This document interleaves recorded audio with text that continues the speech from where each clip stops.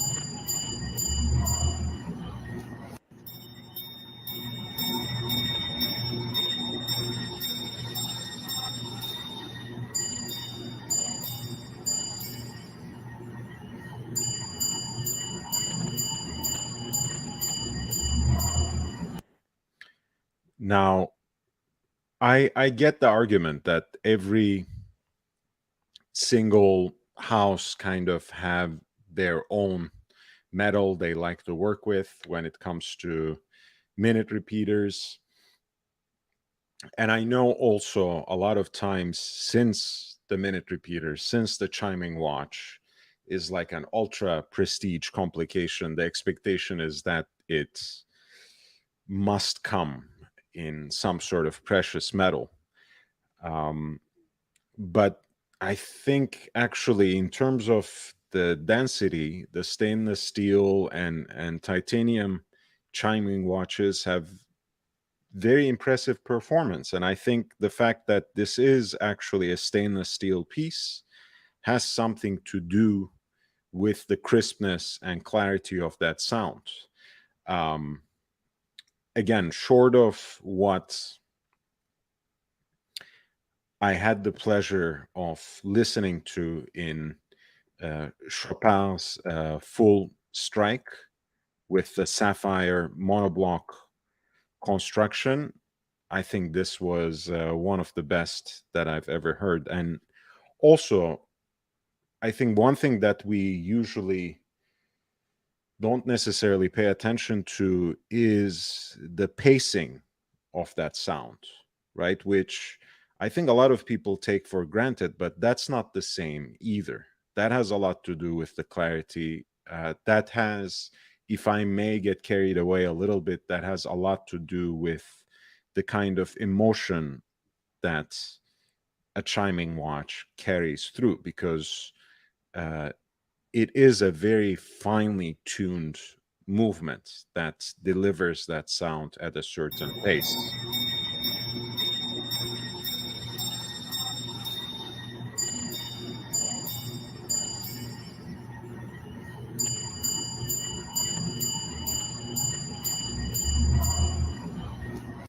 Now, this is a very interesting watch with an interesting story. We're talking about lot 138 of the New York watch auction by Phillips in collaboration with Pax et Rousseau. This is going to be a live event taking place on June 10th and 11th.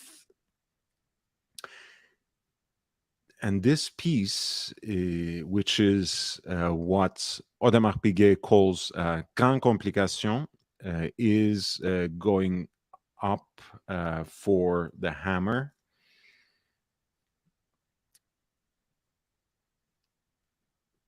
And look, I mean, it's an absolute full set as well. And the presentation box also is a wooden box that's designed to amplify the sound of the watch.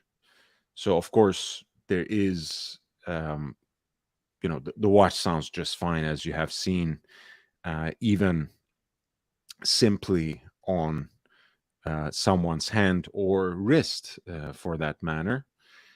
But a lot of times, these kinds of high prestige chiming watches would come with these sorts of special boxes where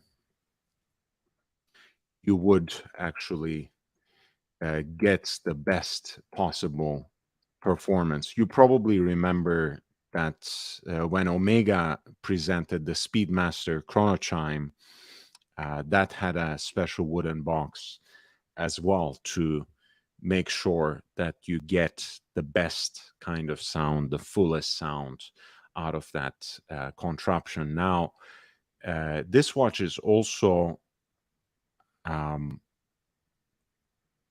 watch that fits AP's unusually high standards for Grande Complication, because for them, a watch to be a Grande Complication, it has to bring together the perpetual calendar, split-second chronograph, and the chiming function. So this is all of the above. At 44 millimeters, it's also a significant hunk of metal on the wrist.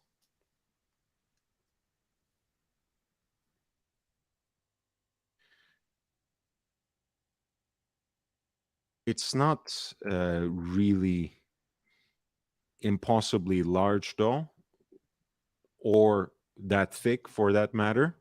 15 millimeters, not outrageous. It's still certainly wearable in a world where people wear even bigger watches, but certainly bigger Audemars Piguet Royal Oak offshores.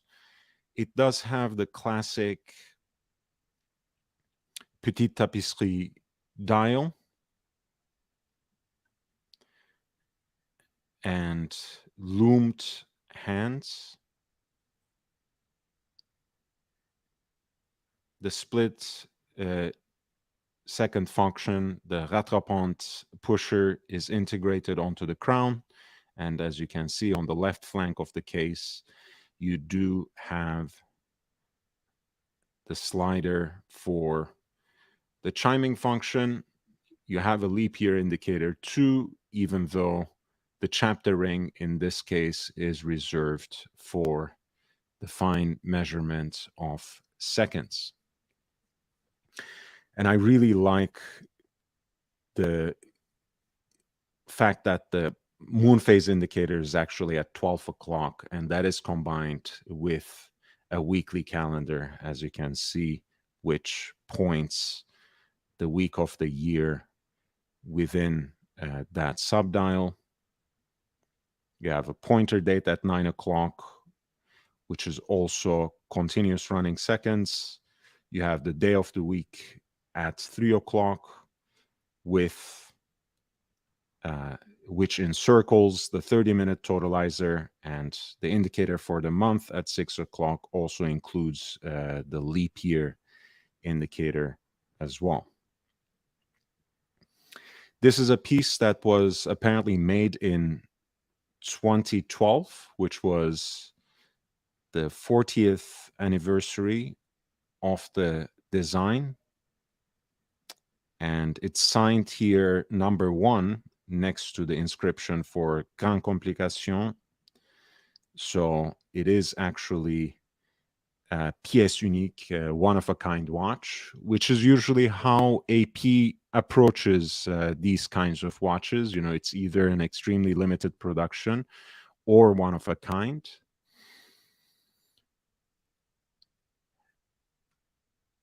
And of course, I thought it was entirely fitting that for a watch that originated as a tribute to steel, as a way of ennobling stainless steel, as a vehicle of creating the most luxurious and most expensive stainless steel watch, for that watch to become this in its 40th anniversary, on its 40th birthday, in stainless steel, becoming Grand Complication, combining not only a split second chronograph and a perpetual calendar within the same case, but also a minute repeater in a stainless steel case, was kind of its destiny, right? How much more noble can it get beyond this kind of high horological creature in stainless steel? As you can see, it is a nice chunk of metal, 15 millimeters in thickness, 44 millimeters. Again, not entirely unreasonable, but it is an absolute unit. I have seen bigger watches that certainly have less functions and less utility, at least on the face of it. Of course, having a knuckle duster is always very helpful, can come in handy in certain sticky situations. But when it comes to horological complications, I think it is hard to beat something like this. And it is made by AP. Now, two things. One, it is one of a kind, right? And I was like, I've seen something like this just very recently, and it was in steel. It had the same reference number. What's going on? Now, that brought me back to the Royal Oak 50th, Royal Oak at its 50 years auction that had happened in Geneva last May, where this same watch was seemingly sold.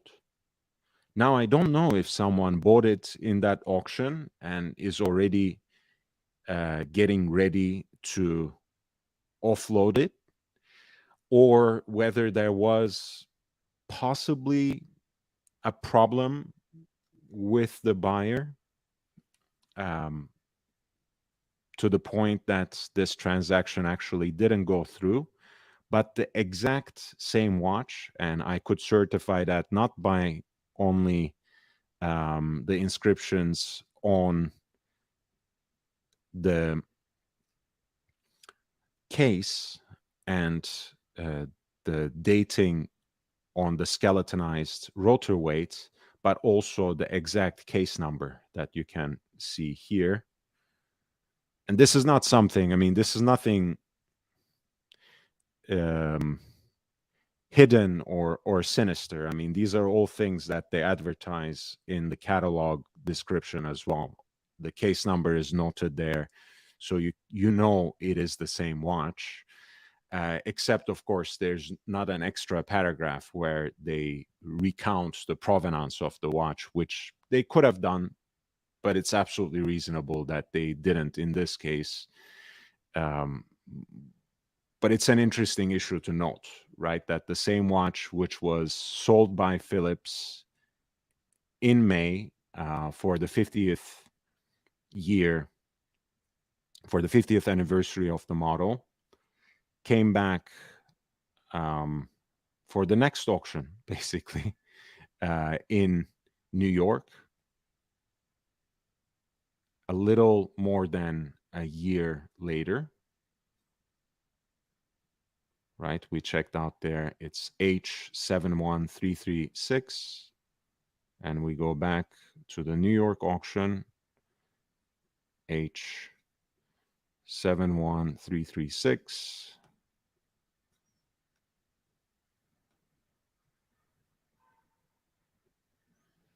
And again, I'm not implying anything by it. I just find it quite interesting that some of these very interesting, very desirable watches seem to be sold sometimes in quick succession. I mean, the chronomètre Souverain in platinum that Francois Paul Jean personally gifted to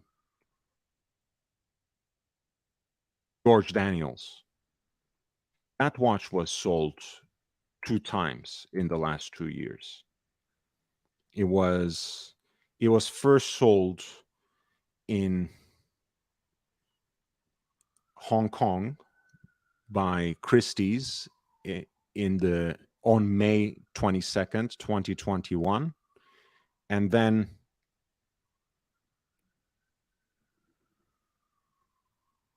it sold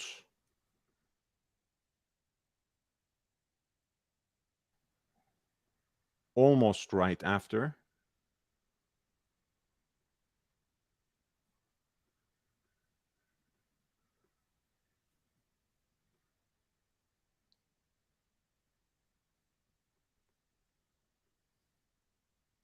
Last June in New York by Philips. Here it sold for 3,250,000 Hong Kong dollars in 2021. This is the watch. This is the watch that Francois Paul Jean personally gifted to George Daniels, which sold in Hong Kong for more than $415,000 in 2021.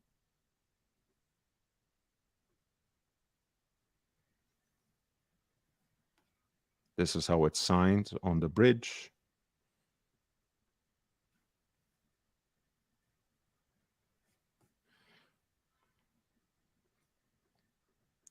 And then it didn't take that person much more than a year, and it was put up for auction in New York last year in June, in 2022 this time, where it sold for almost $1.5 million, certainly for more than 200% profit.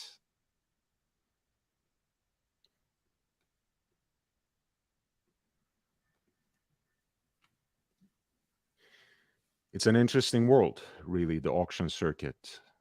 It's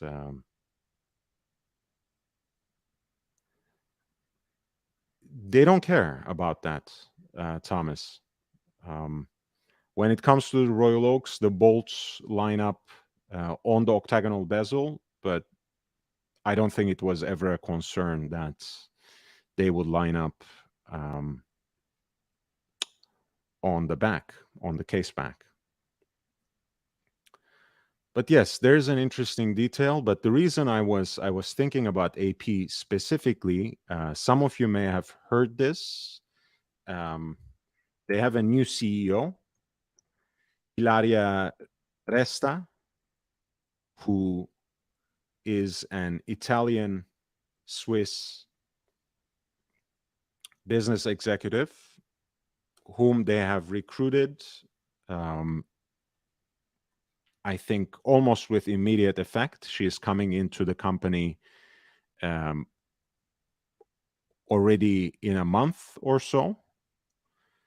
And she's going to be part of that transition process where François-Henri Benamias is going out at the end of the year, but is going to help Ilaria Resta to assume her position by the end of the year. And she's a wild card in so many ways, because She's coming immediately from the world of luxury fragrance.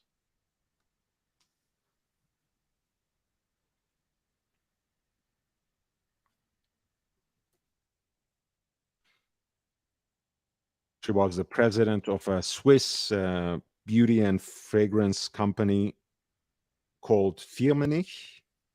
I have no idea what that company is.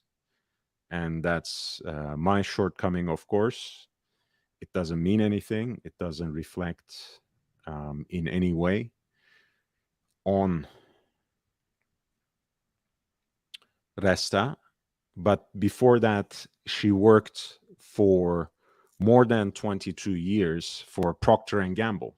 So she is really coming from an entirely different world into the world of watches. And I think that choice in and of itself means something for Audemars Piguet. They have highlighted in their release that the positions that she most immediately occupied was in a family-owned company as well. And as you know, both Audemars Piguet and Patek Philippe very much take pride in being, first of all, family-owned, even though, of course, they work with other business executives within the company. I mean, AP has a foundation that had its leadership position occupied by Jasmine Audemars until this year. She herself retired and passed the baton to Alessandro Bogliolo, who was the CEO of Tiffany and Company before LVMH took it over. So the entire leadership structure is changing in Audemars Piguet, and it wasn't, none of these people were laid off or chased away. The company has been doing extremely well in terms of the sales, in terms of the numbers, in terms of the revenue that they have generated, which surpassed Patek Philippe in the recent years. In terms of the sheer growth in popularity, in desirability that they have experienced, although, of course, to the average watch enthusiast, it is one of the nerve-wracking, one of the most frustrating experiences to even approach an Audemars Piguet boutique because they literally do not want to have a normie as a customer. By no means, right? They literally are not interested in your business. They clearly have a great business model, right? They have mostly boiled it down to either boutiques that they themselves own or that they run in cooperation with long trusted authorized dealers. And I guess they are appealing to a particular kind of customer base that they can afford, at least for the time being, to even be concerned about the business of an average watch collector. By all means, I'm not sure if that will change with the new leadership. I'm not sure if that is at all their intention to handle, but I have no idea.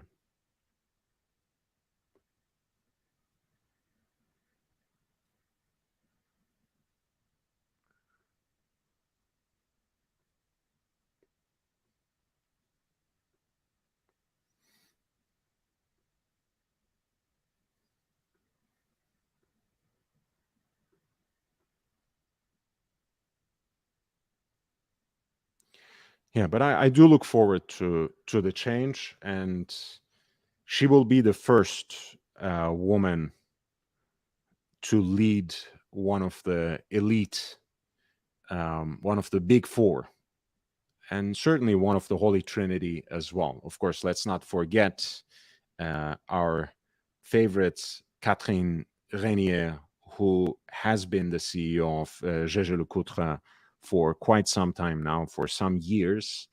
But how you slice these things in terms of the revenue generated, the four brands in the forefront are Rolex, AP, Cartier, Patek Philippe, Omega, and that's how it goes. Richard Mille, of course, which has increased its revenue immensely in the last years. So within that league, within the top 10 even, she will be right now the only woman leader. Of course, Piaget also has a woman as their CEO. Let's not forget that.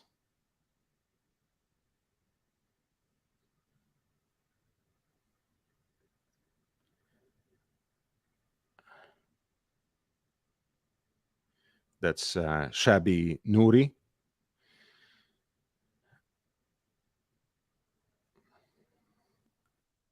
Although I think she may have been replaced, perhaps.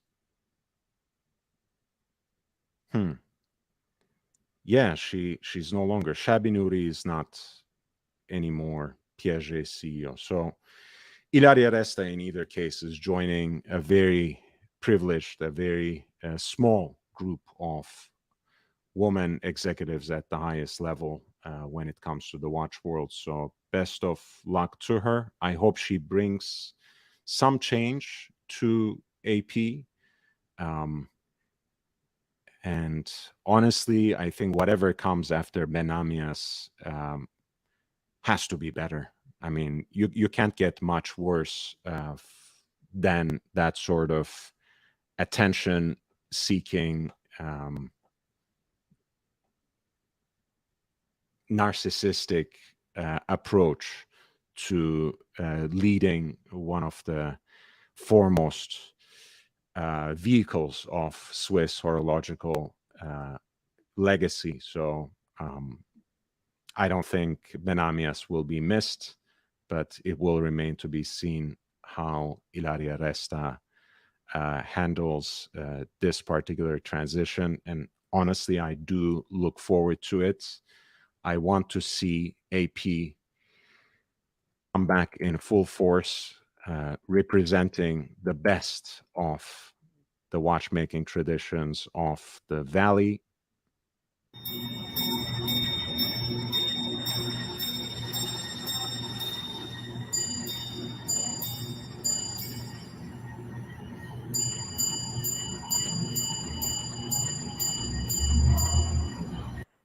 So hopefully that will be the inspiration. And let's go with that actually to the Christie's Geneva Watches Online edit, which is currently ongoing. It's based in Geneva, but an exclusively online auction, which you can participate in on the website. I'm going to send in the link to the chat. If you have any requests, if you want me to go through any of the particular lots, if you want me to dive deep, please do not hesitate to send in the lot number with a little bit of a super chat, and we will go from there. I'll start with this thumbnail, which is lot number 207. This is the Patek Philippe Nautilus moon phase with that asymmetric dial, off-center seconds, moon phase, and power reserve indicator. built on the micro rotor caliber. So in fact, 5712 is less thick than the 5711 at 852 millimeters. The 5811 has been slimmed down a little more, so it's 8.2, I believe.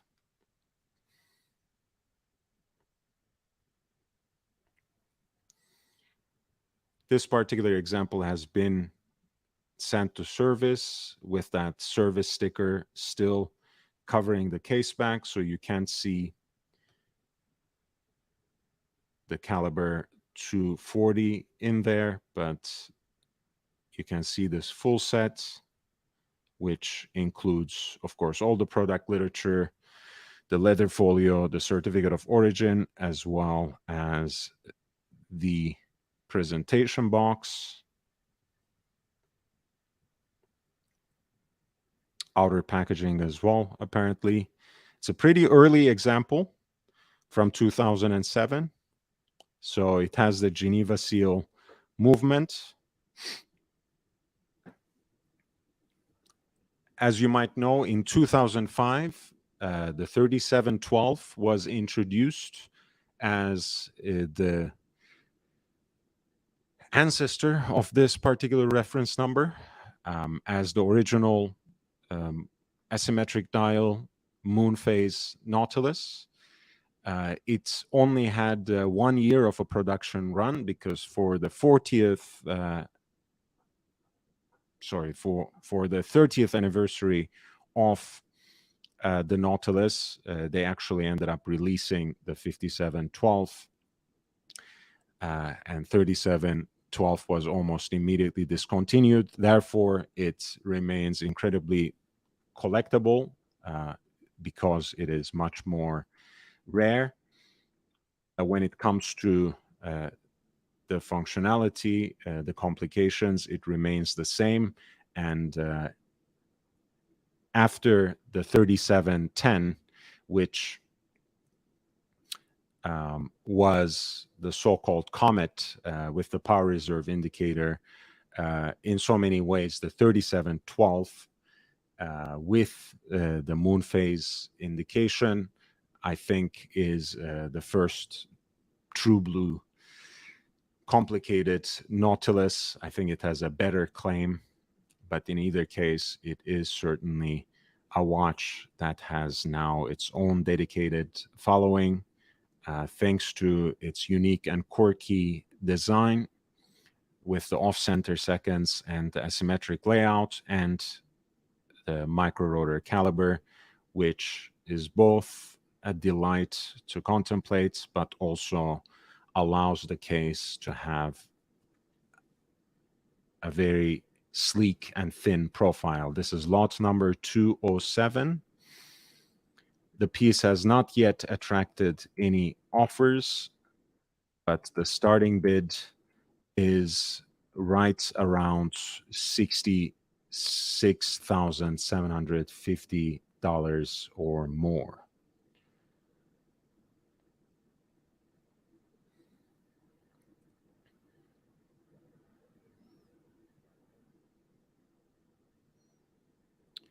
The white gold version, which also comes with the full set of its accessories from 2008,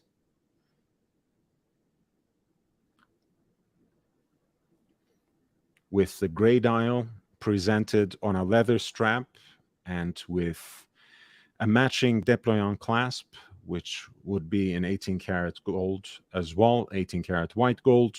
The piece already has a bid on it, which is in excess of 44,500 in US dollars.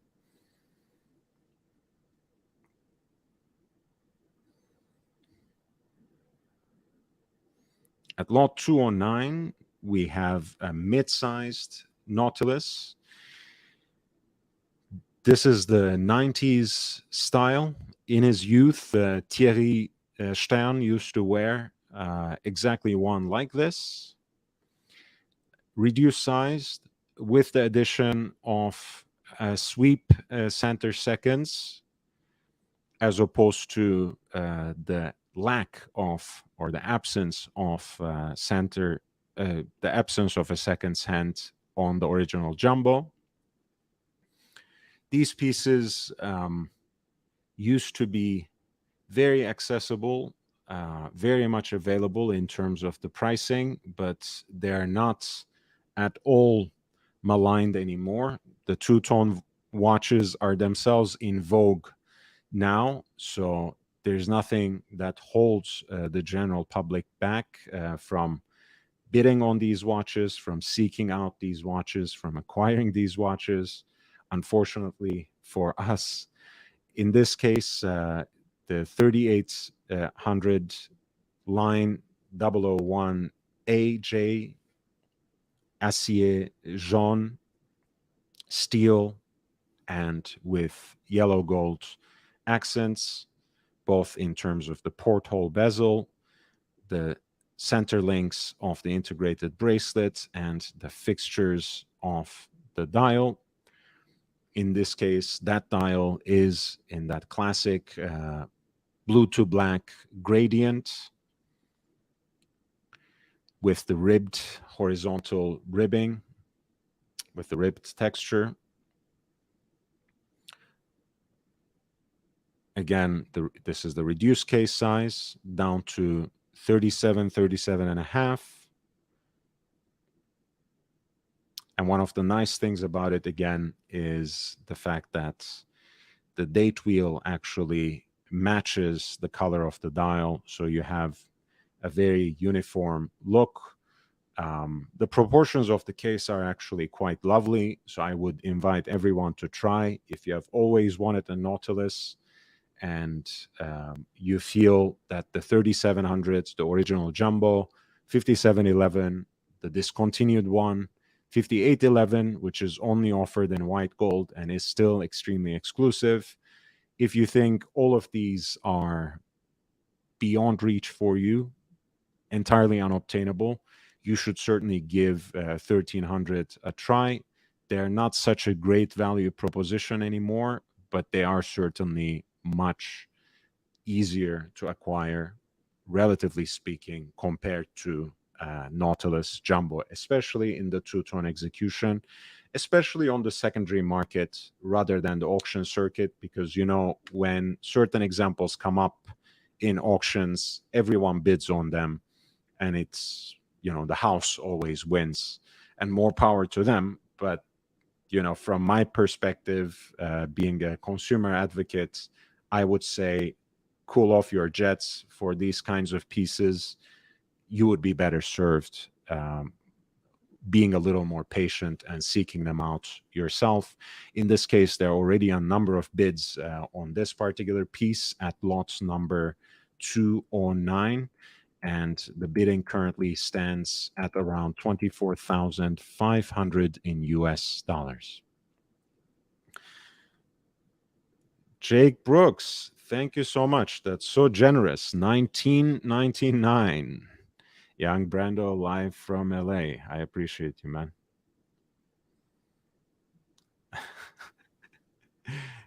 Look, Thomas, I think, you know, I know what you mean, but I think it's a little unfair because after all, Benamias was releasing a special edition Siglo 6 cigars with the AP branding. So it never held them back to do these sorts of ridiculous things. So I wouldn't blame the new executive if they actually released a fragrance. After all, Rolex has a fragrance and has had a fragrance for decades, as you know, which of course they don't really sell, but mostly gift to some of their VIP customers.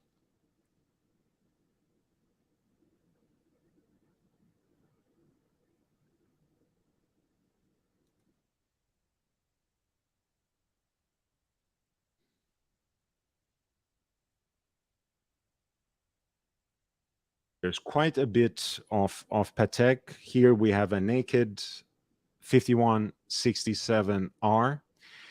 This is the pink gold Aquanaut Jumbo, the 40 millimeter version. Unlike the white gold um, versions of the Aquanaut, which are bigger than the Jumbo, more around 42 millimeters, the pink gold version is the same size as the 5167A. It carries the same reference number 2, unlike the white gold pieces with the blue and khaki green dial. As is the case, this piece comes with the matching Tropic rubber band as well to go with that brown Globescape piece.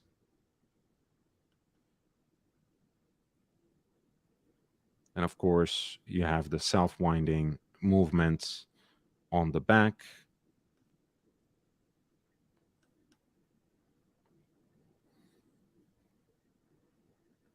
Matched with a pink gold Patek Philippe Déployant clasp. Once again, 210 is already being quite aggressively bid on, and bidding stands for around 42,300 US dollars already.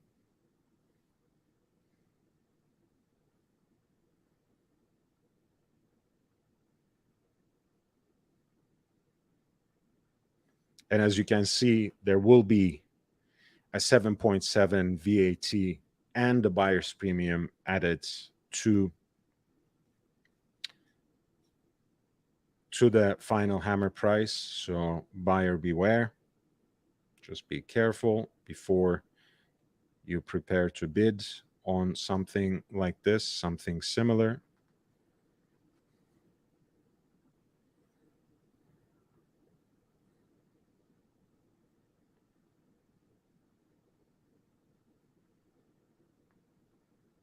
We were just talking about the 5711 in stainless steel on the integrated bracelets and in white gold as well.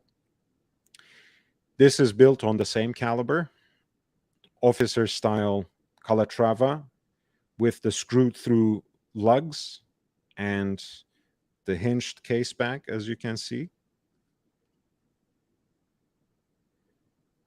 The piece also has a pretty substantive onion crown, so it has that very old school military style, though not the kind of mil-spec style that we are used to from sports watches, from tool watches, of course.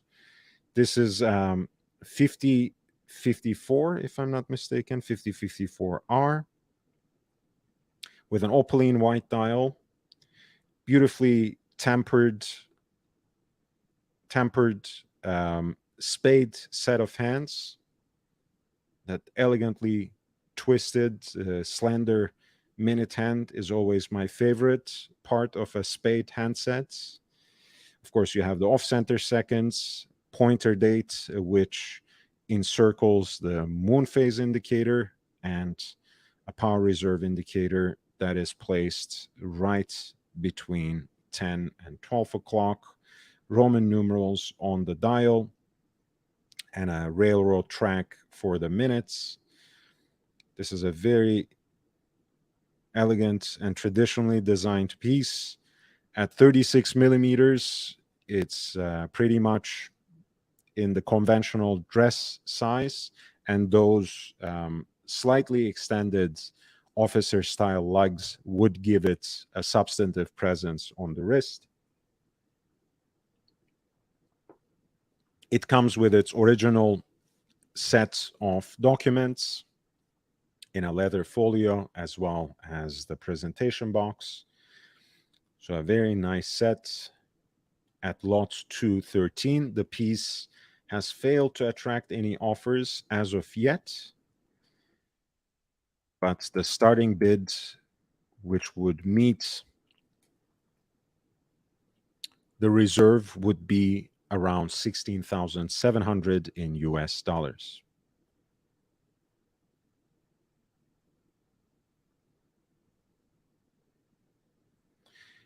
Thomas, I don't know what they embrace, honestly. I just call it pink gold. That looks pink to my eyes. I say pink gold. Some people call it red gold. Others say rosé. It's tomato, tomato. I don't care too much about it. Um, it used to be the case that people were a little hesitant to embrace the rose gold moniker, which I don't like to begin with. Why not just translate? We don't say jaune gold to yellow gold. It doesn't make sense. We don't say even gray gold for white gold, right? Since the French say gris, we say white gold. So I think it's absolutely fine to say pink or red or whatever else. Rose irritates me a little bit, but it's not a big deal because it's been used so widely at this point, and it's become so popular that most people are finally not insecure about it either. It was all the rage at a certain point. I think it's been already a decade almost, but um, when Apple started making their laptops and iPhones in that kind of pink shade of gilt accent, it became all the rage, that to the point that they started calling it bros gold because young men were so infatuated by them that they were the primary demographic going after those pink iPhones. So, I don't care. Honestly, a lot of times auctions, just if they present them in English, they would say pink. All brands have their own way of talking about it, and sometimes it does have something to do with the brand image they try to project. Like Breitling, for example, insists on talking about red gold. um, I think so does Moza, for example. I think that has something to do with what they're trying to project, but I wouldn't make much of it, to be honest. Speaking of which, they have a similar piece that was actually released for the 150th anniversary of the brand in 1989 with an officer style case as well, screw through lugs, again, the officer style lugs, and a hinged case back, which in this case actually gives you the inscription. I like the somewhat whimsical font that is used there. Once again, you have the onion crown as well, which fits with the vibe of the watch.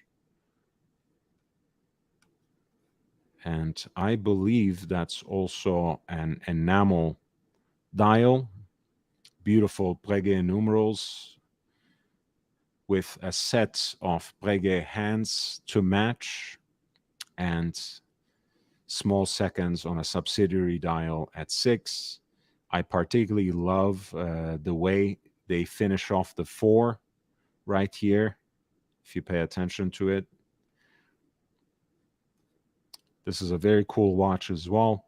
A little smaller, of course, 34 millimeters in this case, but still very much within the range of a classic dress watch. This is a 3960J at lot number 214. Once again, this is a piece that, pardon me, hasn't yet attracted any bids, but the starting bid would be in excess of 11,100 in US dollars. Hey, Paulwy, JJ, thank you for reminding everyone to upvote. I like it. Loose Tooth ALS has Alang und Söhne has both pink gold, which they present in the English material as pink gold, and honey gold, which is their own alloy, their proprietary alloy, which I would say it's somewhere between yellow and pink. Let me see as much as you can see from the camera. I I have the 1815 rattrapante on the wrist on one of the shorts on the channel, and that has that of course is the original version, original limited edition, which came in honey gold.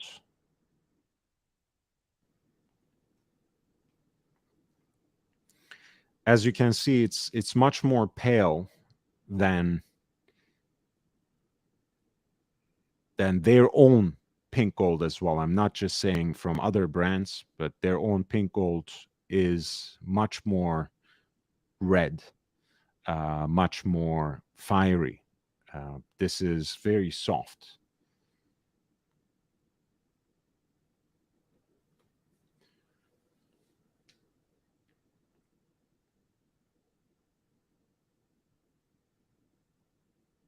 And again, there's a lot of light, maybe too much reflection, but I think especially, let's see, one more time.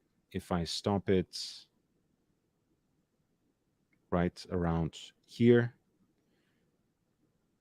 you can see that the honey gold is kind of in the middle of all three, you can even say. I mean, it's in a way it has the shine of white gold too, a little bit, but mostly it's like a paler version of like 4N or 5N when it comes to pink gold.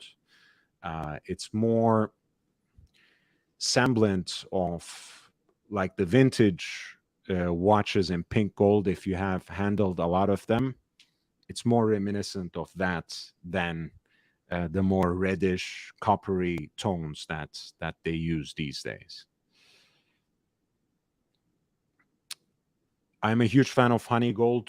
I don't really have a preference, at least not a general rule when it comes to what pink gold that I like, because it has to fit the vibe of the watch, right? I'm not a huge fan of the Ever Rose, for example, but on the Yachtmaster 40 on Oyster Flex, it somehow works.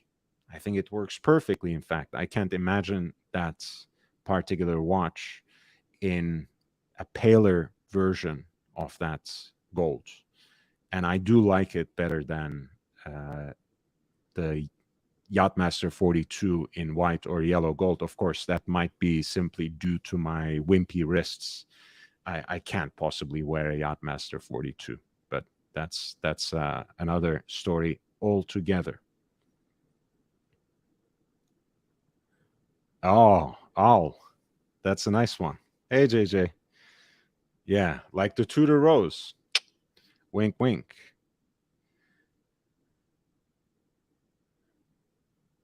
It's good thinking. 215 is the Patek Philippe annual calendar in the gondola case, like a barrel-shaped beauty with these stylized Arabic numerals at 3 and 9. 3 aperture between 10 and 2 o'clock for day of the week, date, and month. For whatever reason, especially with certain metals, with pink gold, they only use the gold frame for the dates and not the other 3 windows. It kind of irritates me. I don't know, maybe I'm too OCD.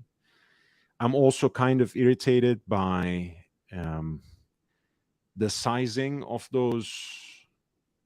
and shape of those openings. But maybe I'm just protesting too much. In either case, Patek introduced annual calendar as their invention, as their proprietary and exclusive complication in 1996. It was a way of dressing down the perpetual calendar, making it a little more accessible in terms of the price points, a little more utilitarian and easier to use. So basically appealing to a broader audience. And it was a great success. Many have followed their lead. And compared to a so-called complete calendar, much less a triple calendar, an annual calendar only necessitates one correction per year, and that's at the end of the short month, because it can actually account for the differences between months that consist of 30 days and 31 days. Only for March 1st, you need to make an adjustment. Of course, with a perpetual calendar, as long as you keep it running, you don't need to make such an adjustment once you set it right, ideally until the next century. This is the 5135R. Again, these kinds of odd case shapes, a lot of times cushion shaped cases, tonneau shaped cases, barrel shaped cases that offer these kinds of complications. Sometimes you have great deals.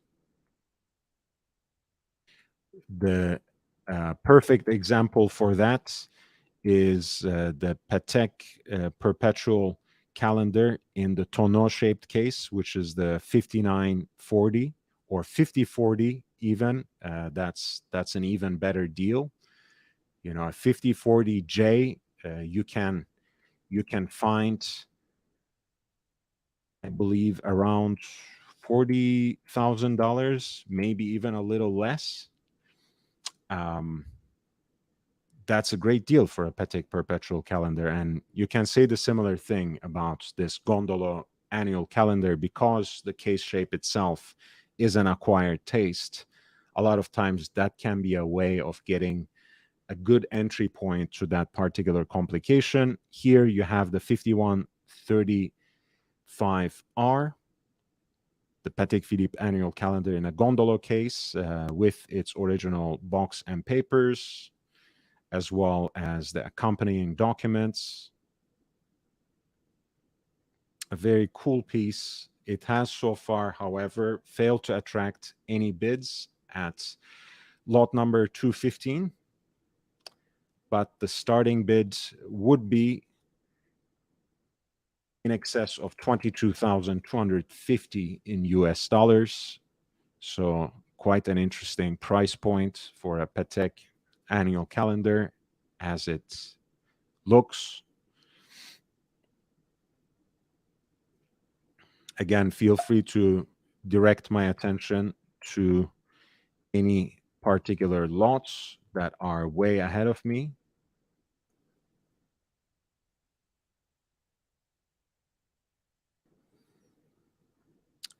At 216, this is one of St. Peter's favorites, also an annual calendar. I know he much prefers the 5235R, which is still part of the product lineup. 5235G was, however, discontinued. I think it's been almost 3-4 years, maybe even, since it was discontinued. I like this a little more. I like the fact that it's kind of what the Italians call, the padellone, like the frying pan. It's a watch with a beautiful round case and a relatively slender bezel, so it's kind of like all dial. I like the fact that it has that triangular placing of the three openings for the calendrical functions. So you have at around 10 o'clock, the day of the week. At 6 o'clock, you have the dates. And at around 2 o'clock, you have the month. And you have a regulator style dial, which means that the minute hand is placed centrally and is given focus in that old school style of precision clocks that were called regulators, and that served as the centerpiece of all watchmaking and watch repair workshops, where everyone would use those regulator clocks to set and synchronize every single timepiece that went through that shop, that went through their desks. Such regulator clocks were also used, for example, in the 19th century in American railway stations, where synchronizing the pocket watches of conductors was, of course, a vital matter, a matter of life or death. You have also two very balanced subdials. At 12 o'clock, you actually have the hour hand, and you have a subsidiary dial for the seconds at 6, a beautifully grain brushed, vertically brushed gray dial with beautiful blue accents, which makes this annual calendar, to me at least, a very desirable watch. I also love, again, the fact that it's a big dial with a quirky kind of display, beautiful micro rotor caliber.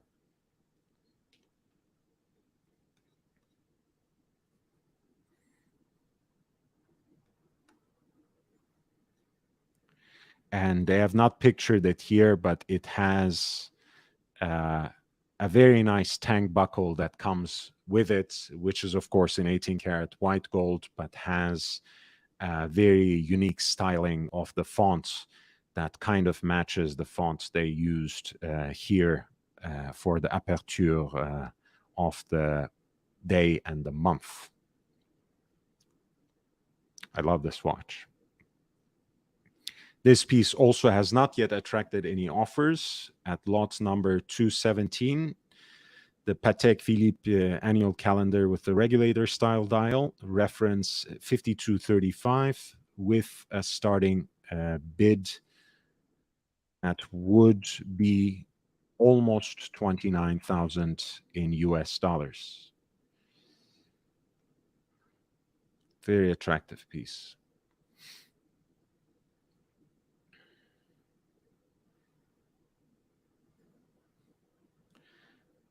At 217,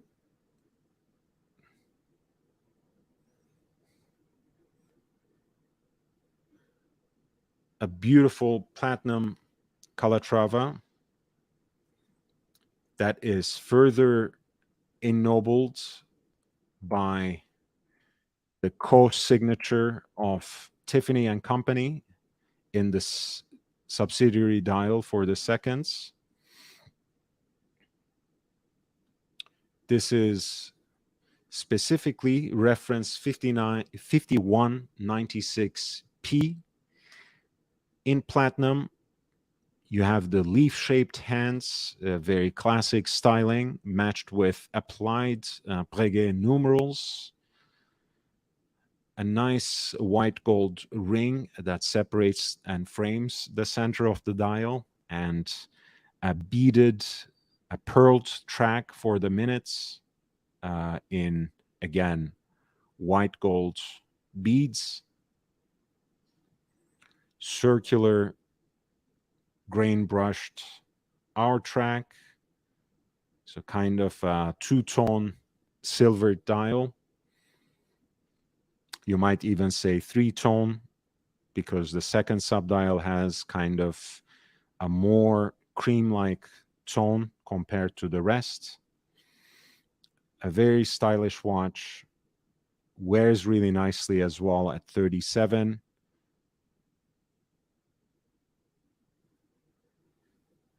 I want to see, I think I had a video with these. Hopefully I uploaded it. Yes, this was at the last December New York auction by Philips. I had a chance to try one of these. Of course, it's not the same watch. It doesn't have the Tiffany co-signature at all. But it actually feels quite substantial, even though it is 37 millimeters. Again, I do have small wrists, so that sort of classic dress watch sizing is very accommodating to me. But to have that size, those proportions, and a platinum dress watch just feels right. And because the watch is incredibly slender, at 7.68 millimeters, it just wears beautifully. It's a hand wound caliber as well, so you get very much that vibe of a classical Calatrava. And there's a reason that the reference number here is 5196, because the styling really takes after in so many ways after that OG Calatrava reference 96. But it's a beautiful watch. Honestly, I think it doesn't get the kind of respect, so to speak, and recognition that it deserves. 5196 P is actually, one of the watches that I aspire to own one day, hopefully sooner than later. But there it is, with the Tiffany and Co signature as well in that small second subdial.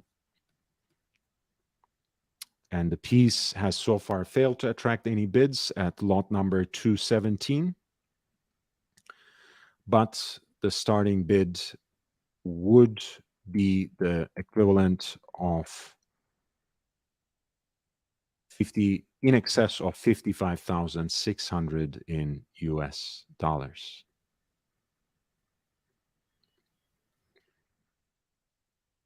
The deals for something like this are not all that bad, I'm assuming, on the secondary market.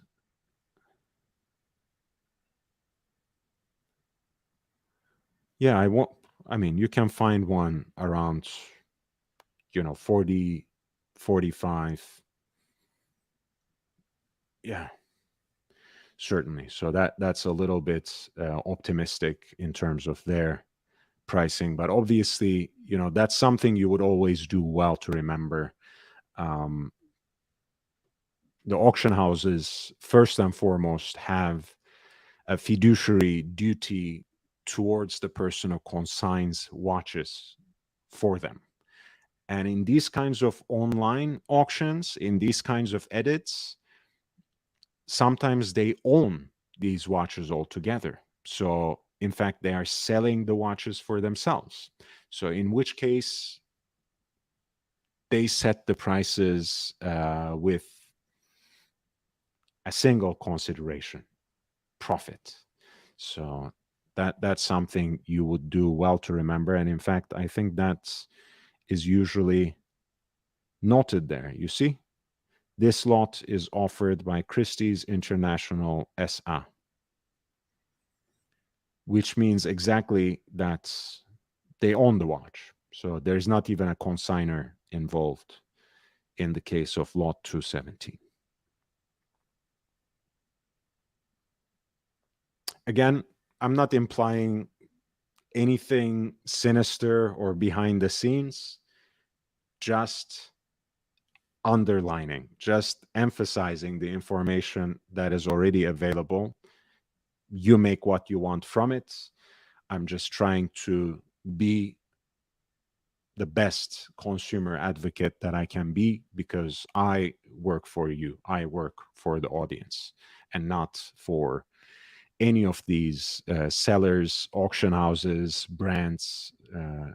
Ultimately, I love the watches, but I could care less about the brand names and corporations that are involved in the whole business. Lot 218 is another Tiffany retailed Calatrava. We're looking at the 5115, which combines a both the crown guards and the hobnail decorated bezel, which might at first seem quite jarring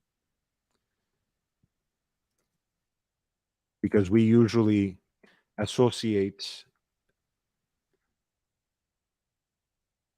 the crown guards with sportier iterations of the Patek Philippe Calatrava, like a 5127, for example. And we associate the hobnail bezel with such classic versions of the Calatrava, such as 3916, 3919, with the porcelain dial, with again the same style of feuille hands and painted Roman numerals, just the absolute classic versions of the Calatrava. Here you have an enamel dial, right, as the writing here specifies, cadran suisse émail, right? It's not a smartwatch. It doesn't write your emails for you. It's just an enamel dial. It is double signed by Patek Philippe Genève and Tiffany and Company, this time in the form of a three-liner. You have very elegant needle-like feuille hands and Roman numerals. I feel honestly, I like the watch, but it's a little bit like neither fish nor fowl, as I said. You know, I like the hobnail bezels, I like the crown guards, but I usually like them away from each other in different kinds of watches. Here, it's a little bit too much of everything at the same time. The piece is also 35 millimeters, so that might be a turnoff for some, but I think with the crown guards and the slightly extended lugs, which are quite slender, it should actually wear quite nicely on the wrist as a dress watch. Lot 218 has so far, however, failed to attract any bids. That's a Patek Philippe Calatrava 5115 in 18 karat yellow gold, retailed once by Tiffany and Company, and with a starting bid that would be right around 17,800 in US dollars. Claude Ugly. I don't think it's ugly, but it just doesn't fit here. But yes, you're funny, man. I like your watch time.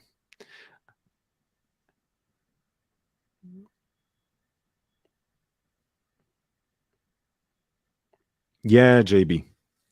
Yeah, I think, you know, you may have thought in the beginning because it's an online auction, maybe there's no premium. Don't hold your breath unless they specify, you know, in big letters, like in Eichen does, because it's something they take pride in. It's a strategy they use to disrupt the entire system. It's a tactic that in Eichen Zurich employs to attract new customers. That's why they eliminated the premium. But even in online auctions, there is premium. There's, of course, also VAT. There's also potentially custom dues and other fees. So things add up pretty quickly. For that reason, you have to be always very strategic, right? What it is that you want to go after. I think it has to be something extremely rare, very hard to come by, a piece that falls through the cracks in a particular curation because there are no other interested parties who have sent in advance bids, no one who even bats an eye for it in the actual room, so you can get a crazy deal for it. These kinds of pieces, you know, anything that's in the middle, like anything else that you can like, you know, I can probably get a watch like this on the secondary market if I just waited it out for a couple of months, and probably in that case you will get it much cheaper. with potentially less headache, um, and much more accommodation from the seller. Big auction houses can't give you a lot of accommodation, right? Everything has to be very official, very well documented. There's nothing that will slip through the cracks and kind of save you money. Um, so for the auctions, you either go after pieces that are extremely desirable, that you can't find anywhere else, that you can't find elsewhere in that kind of condition, or pieces that just get lost in the fog of war when people are fighting over something else that's very much hyped up and much more aspirational. So that particular piece somehow ends up being sold for dirt cheap because it also started with no reserve or something like that. Anything in the middle, you should always be careful. I think you got a great deal in your 16520 JB, and I think that had something to do with it. It was actually a great set, pristine condition, the case back sticker still intact, basically with the full set of accessories. To me, it was a very desirable item, but it wasn't altogether perhaps the most hyped piece in that entire auction. So somehow it didn't attract a lot of interest. And it was Bonham's London, which, these days people first think of Phillips and then think of Christie's and Sotheby's. And then maybe they start thinking about Bonham's and other auction houses. The traditional hierarchy has shifted a little bit, which again is an advantage for us. And I'm gonna look at some of the Bonham's auctions in the upcoming days.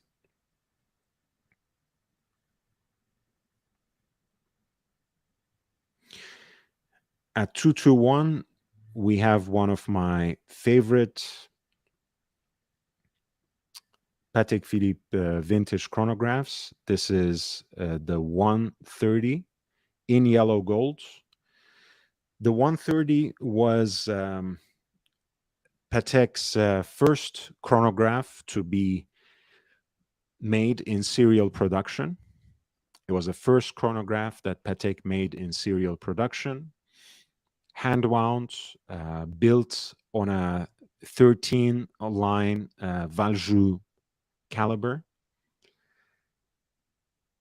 The stainless steel cases, I believe, were made by Venga.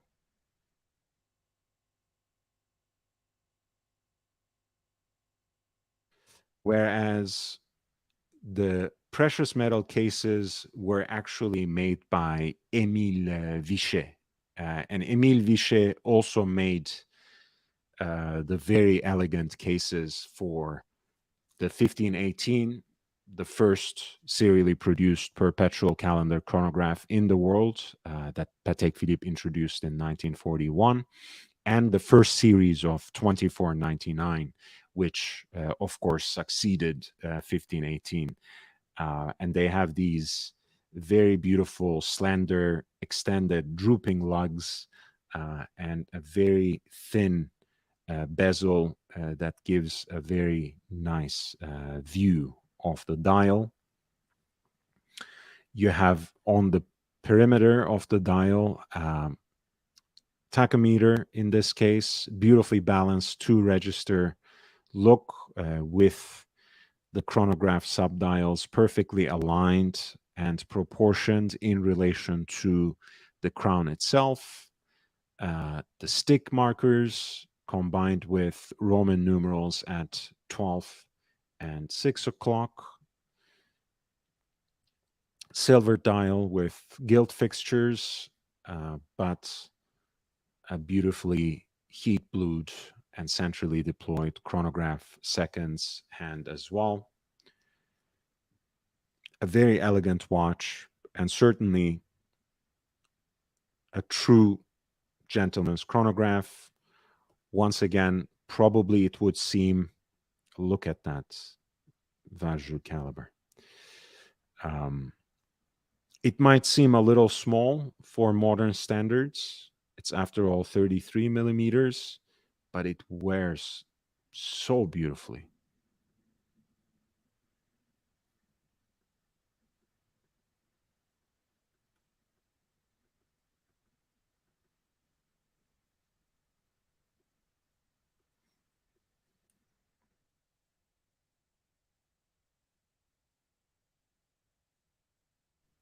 I'm trying to see. I think I had a chance to try on one of these just recently. Again, this time, one that's coming up in the Philips New York auction. So it has a little bit of a different dial, and it is actually in pink gold. But you see, it's actually a beautiful wear. Again, my wrists are positively wimpy, so don't take it necessarily as a measurement or as a reference. I'm wearing today my Breguet Type 20, which is a 39 millimeter piece. You can see it looks quite large on my wrist, quite substantive. I love the piece. But the 130 also looks very classically beautiful. And I really enjoy that too, especially thanks to those beautifully extended, slender lugs. So that's a great piece that they have as lot 221 at Christie's Watches Online auction, the Geneva edit. And this piece actually is currently being bid at 15,000 Swiss, and that is almost 17,000 in US dollars, with about 8 days to go.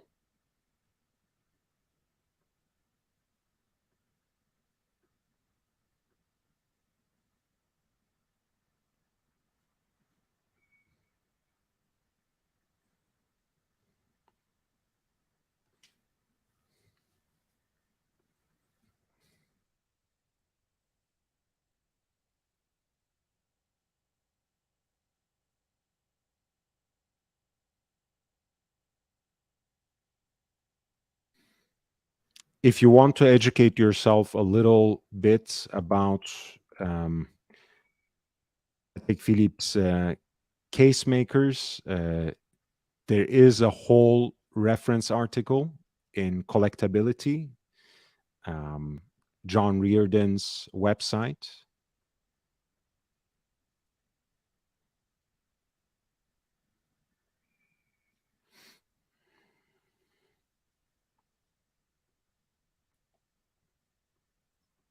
And it will give you all the references for these key numbers that should refer you back to case makers.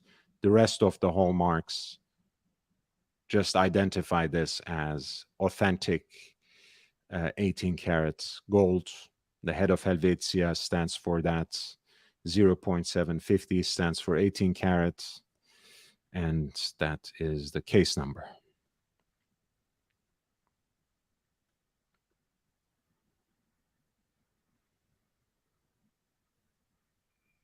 If you have any questions about a specific lot, feel free to send in the number.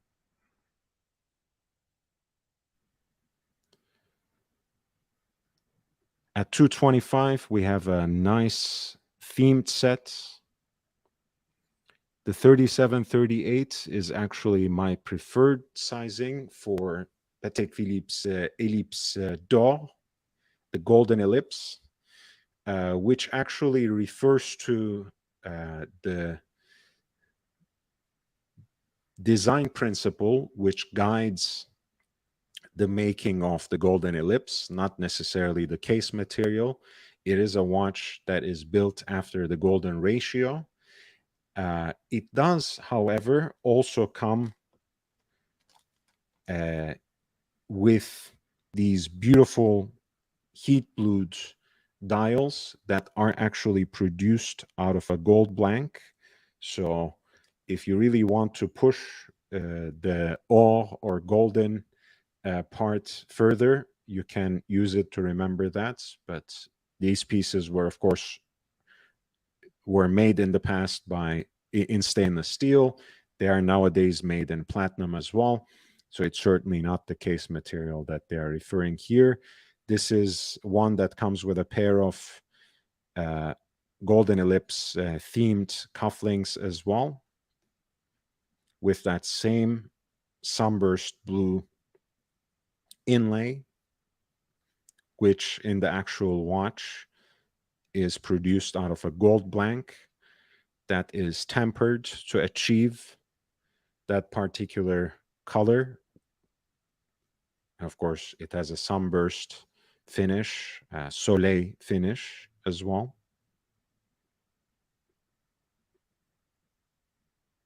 Its original presentation box, as well as the material, hand wound caliber for this two-hander time-only piece, which has attracted quite a few bids already and is being currently bid at in excess of 10,000 US dollars.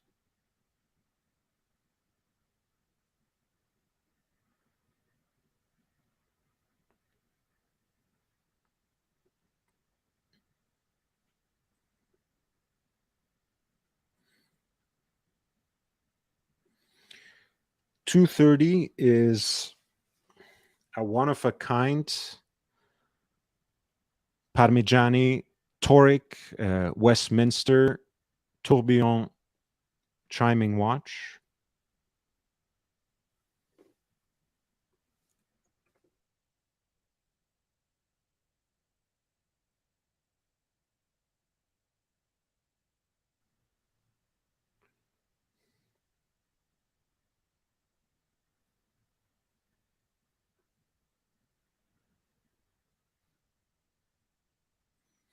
This is fascinating because I think this was just sold by another auction house, and maybe Christie's acquired it.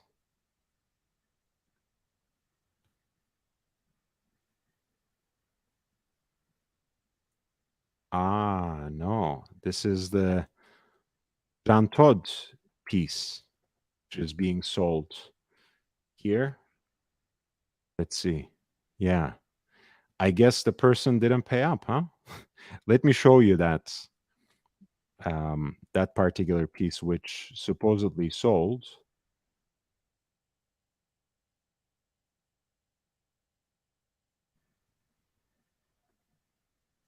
Okay. Again, investigative journalism, guys. You're looking at the Watches Online sale by Christie's, based out of Geneva, lot 230,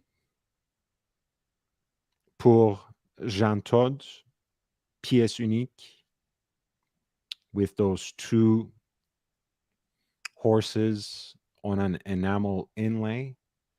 This is a piece that Christie's sold last year in an auction called Legendary and Unique Watches that was held on November 6th, 2022 in Geneva, and that centered on Jean Todt's personal collection. At the time, as lot 27 out of that Legendary and Unique Watches auction, this piece had sold for 189,000 Swiss francs. But perhaps the person who was the winner actually had problems paying. Who knows? So the piece actually ended up in Christie's hands again.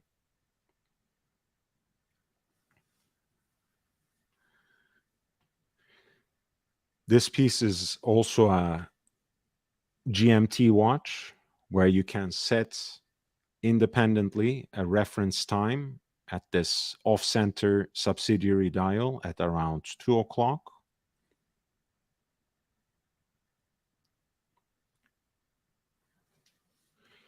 You have, if I remember correctly, not only 3 hammers, but 3 separate gongs for the Westminster chime.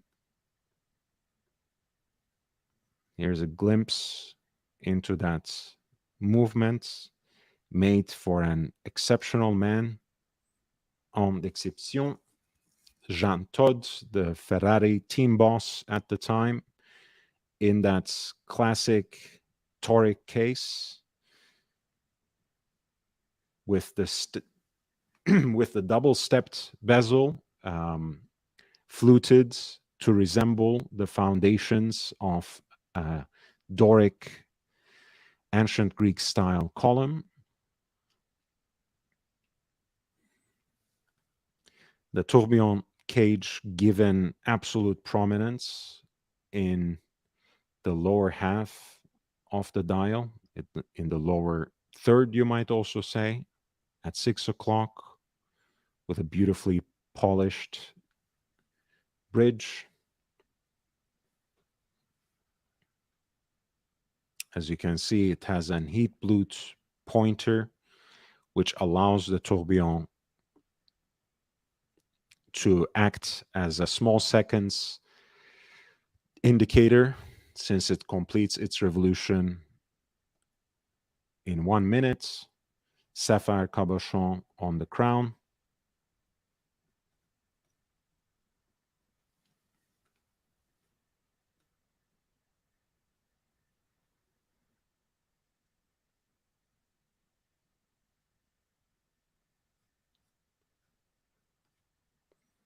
The pusher at 2 o'clock allows you to quickly change the reference time.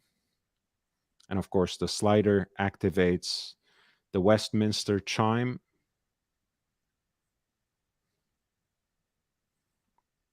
The piece actually has 4 perfectly tuned steel gongs.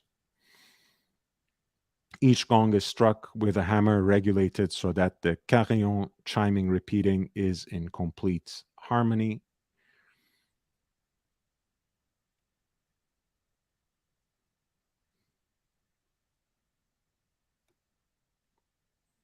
The repeating sequence is the same tune as the clock of the British Houses of Parliament in London, known as Big Ben, more correctly called Westminster chimes. The slide on the side of the case can be used to activate the repeating at will whenever it's desired.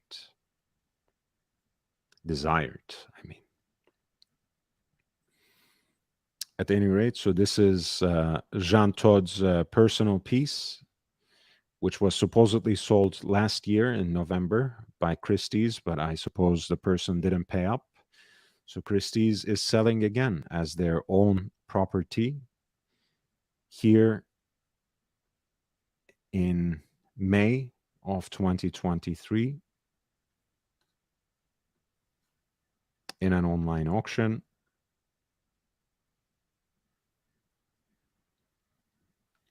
As you can see, with its unique presentation box as well. This is lot 230, Parmigiani Fleurier, toric in platinum.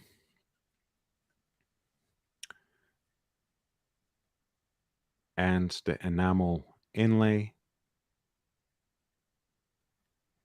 I think the hinged caseback is possibly in white gold.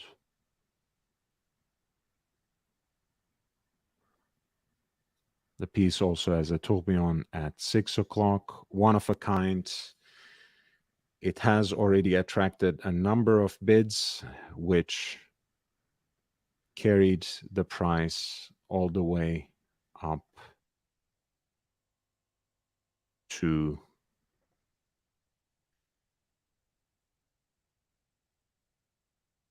in excess of 89,000 in US dollars.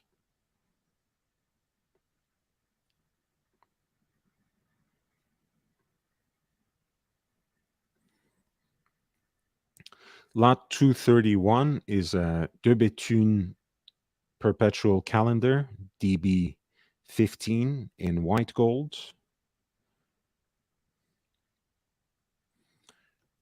Which makes it surprisingly dressy, especially combined with that charcoal toned dial, which has its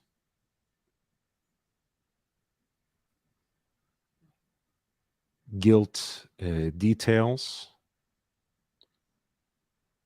This is the classic 43 millimeter size, and the case has its bullet shaped ogival lugs that express the more traditional design aesthetic of de Bethune rather than the more science fiction oriented. The spherical moon phase is combined with a pastille like indicator for the leap year, which serves as part of the starry sky there. That part of the dial is in heat blued titanium, the background of the spherical moon phase and the blue side. I think the other part of the sphere is actually in palladium. And you also have at 9 and 3 o'clock, respectively, the day of the week and the month. At 6 o'clock, you have a pointer date. Nice perpetual calendar in 43 millimeters by de Bethune, which has a very unique aesthetic in this noble metal.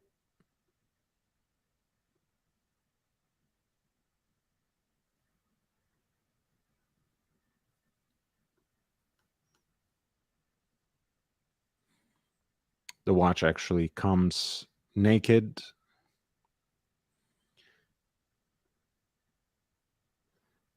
but looks quite beautiful and very well preserved indeed.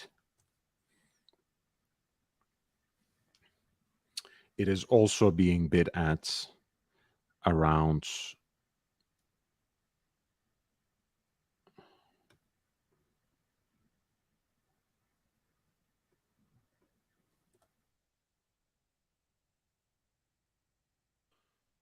$78,000 US.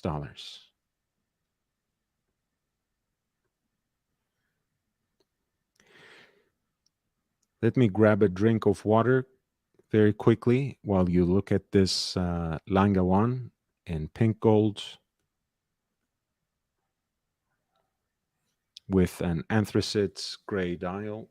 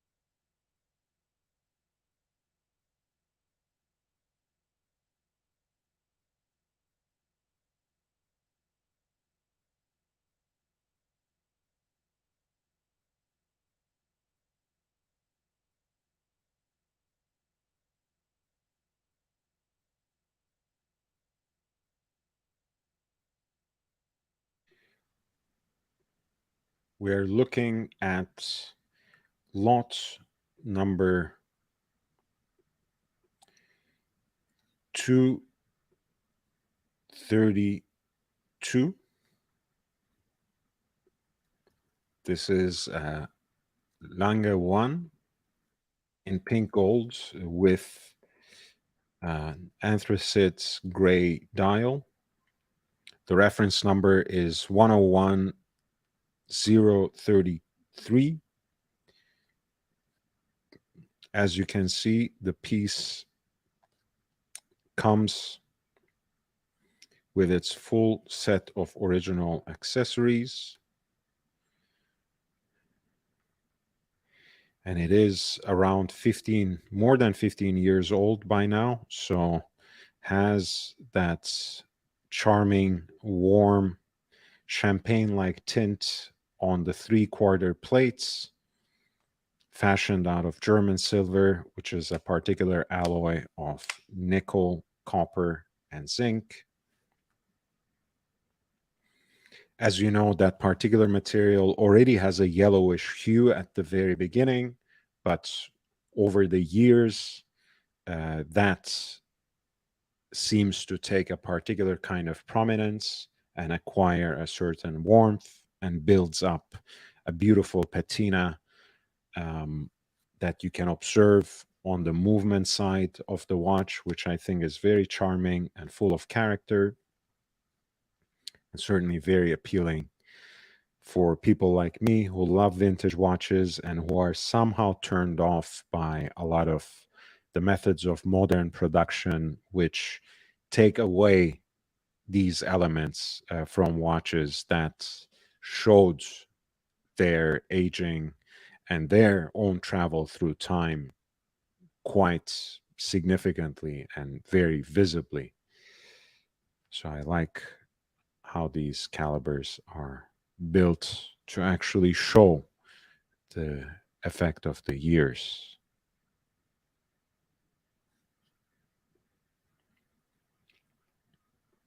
This is a beautiful piece in the classic sizing of Lange, which is 38.5 millimeters for the Lange 1. It has not yet attracted any bids, but at lot 233, it does have a starting bid of 20,000 Swiss francs, which is in excess of 22,250.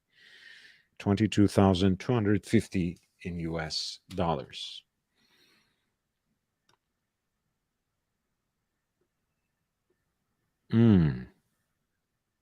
Okay. I can see that. I can see that. It could be interesting. Could be interesting. We're looking at Christie's Watches Online, the Geneva edit, an online curation based out of Geneva with 8 days to go until closing. At lot 233, we have Grande Lange 1, which is the 42 millimeter case size, a two-tone dial. Visually, even from the pictures, you can recognize the Grande Lange 1 from the way that these two dials actually cross into each other.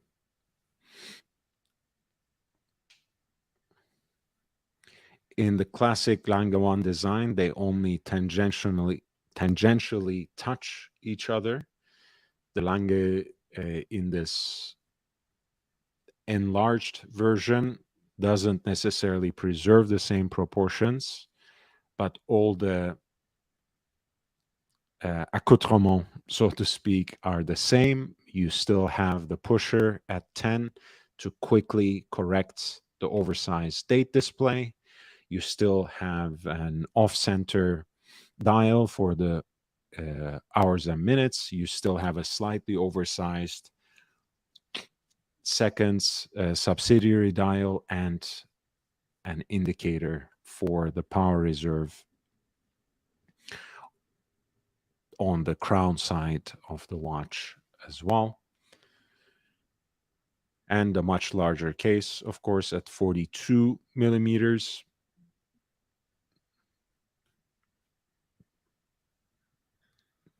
A two-tone dial that is black in the background and anthracite gray for the off-center dial and the subsidiary seconds dial.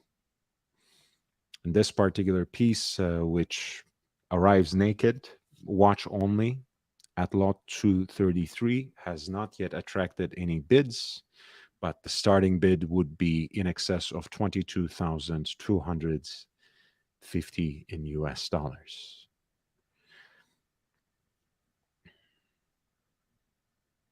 Please hit the like button, by the way, if you have enjoyed any part of the show so far. If you have learned something from it, please support. For a small channel like this, every single click counts. If you upvote the channel, it boosts my live streams a great deal, and that makes a huge difference for me. There are other ways to contribute, of course, but I appreciate this quite a lot, especially if you go through the other contents, explore a little bit, leave comments, hit the like button on those as well. Share some of the shorts and shorter videos with other watch enthusiasts, other collectors, and your friends, and help me grow this community. I really appreciate it. And if you haven't subscribed, I'm here with watch content every day. So please do so and feel free to cycle through other content as well. You're looking at Langematic Saxomat, which is a beautiful expression of Lange's aesthetics and watchmaking with a self-winding caliber.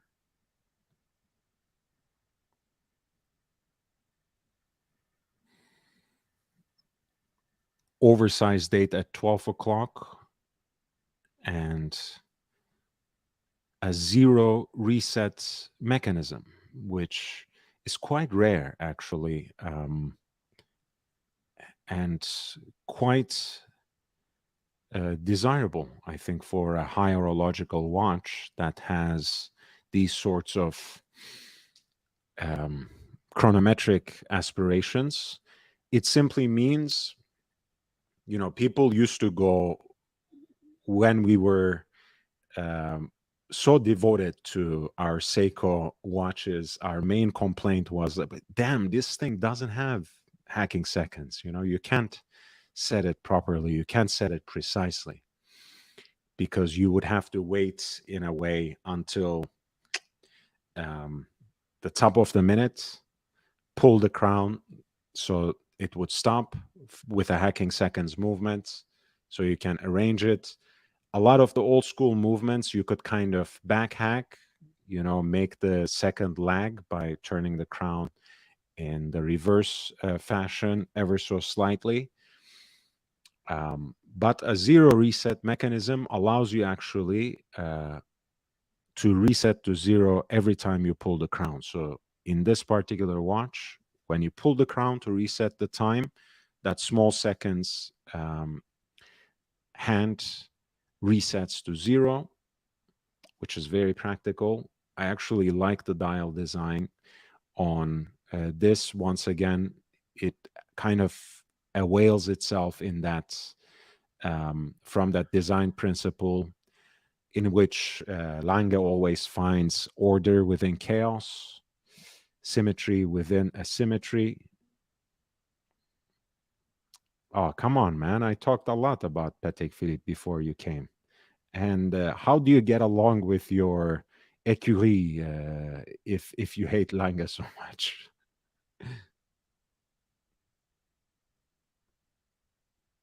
Oh, of course. Of course, man. Um, a lot of overlap, and certainly a lot that I have learned from Archie Luxury in another lifetime. I still miss old Archie. Don't take me wrong. I miss old Archie. I wish he would come back. Fat egg Philippe. Nice. Um, and what I really like about these early generations of self-winding Alan Gonzone watches is this off-center rotor. You can also call it like an oversized micro rotor.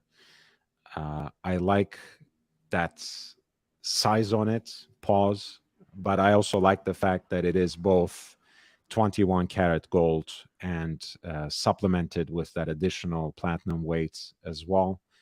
Um, there's a whole panoply of colors when you look at that movement, which is also very traditionally decorated too. So once again, you have a certain juxtaposition or tension even between elements that are very traditional, but also quite stylish and even quirky in their own way. And that's the case with the dial too. This is a beautiful watch at 40 millimeters with a self-winding caliber and with a good representation of Alain Gonzone's aesthetics and their watchmaking acumen. Pink gold case, black dial. Reference number is 308031. The piece is currently being bid at around 11,130 in US dollars. That was lot number 234.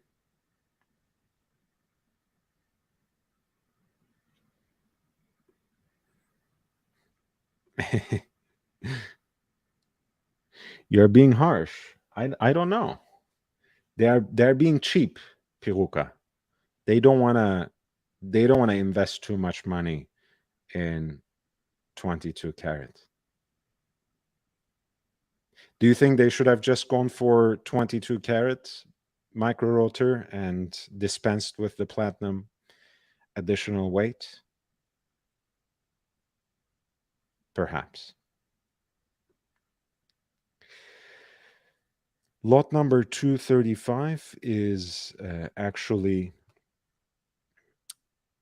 an 1815 homage à Émile Lange.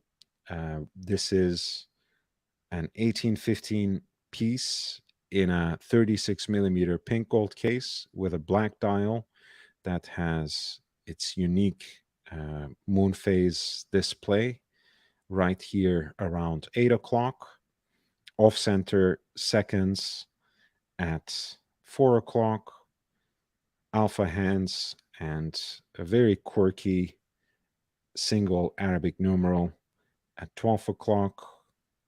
I kind of like the dial on this one. It's very playful, it's very unique.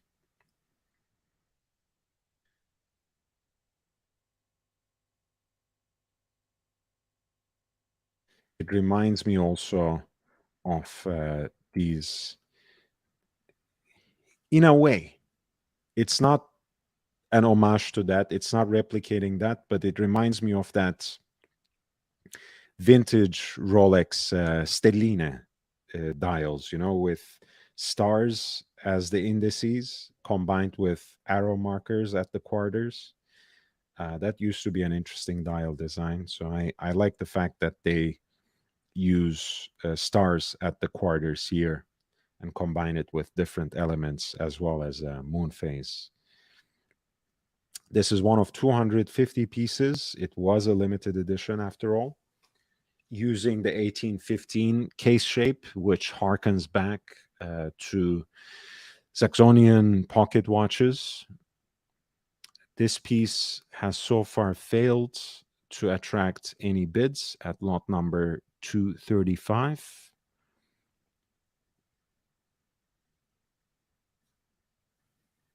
But the starting bid would equal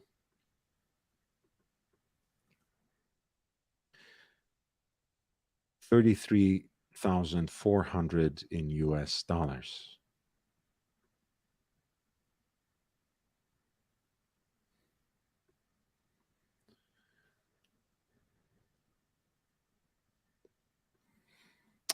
Lot number 238 is an Anderson Genève world timer. This is a piece that has a double crown aesthetic, but not in that traditional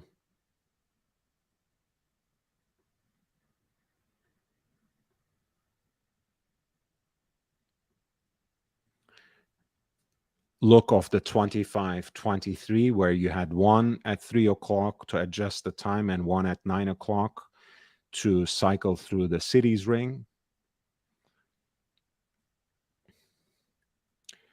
This is an edition that they released in the quincentennial commemorations of 1492 in 1992.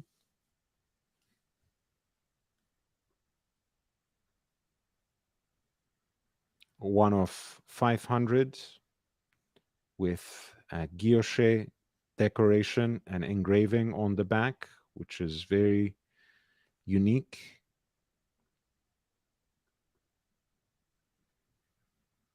The piece comes with its original set of documents.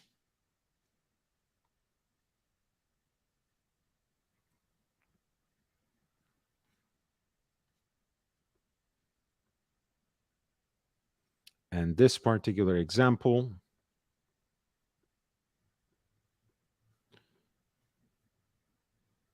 is actually executed in white gold in a 35 millimeter case. Only 100 of those 500 pieces were apparently made in white gold, so quite a limited piece. At the center of the dial, you have a world map that somehow traces the trajectory of Columbus's travel. Classic Dauphine hands, white gold beads for the indices, silvered cities ring with an additional 24-hour ring, which is silver for the day hours and navy, I believe, in for the night hours. Comes with a matching white gold buckle as well. Lot 238 has not yet attracted any bids, but the starting bid is in excess of 6,675 US dollars.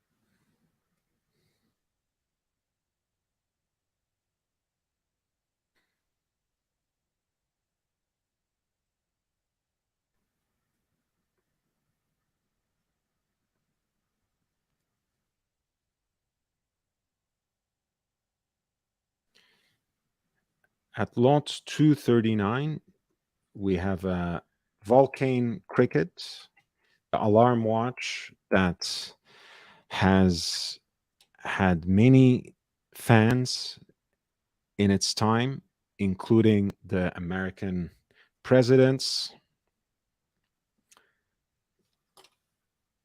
This is a limited edition that the brand produced for the Olympics in Athens, which were in 2004, of course. 42 millimeters in white gold.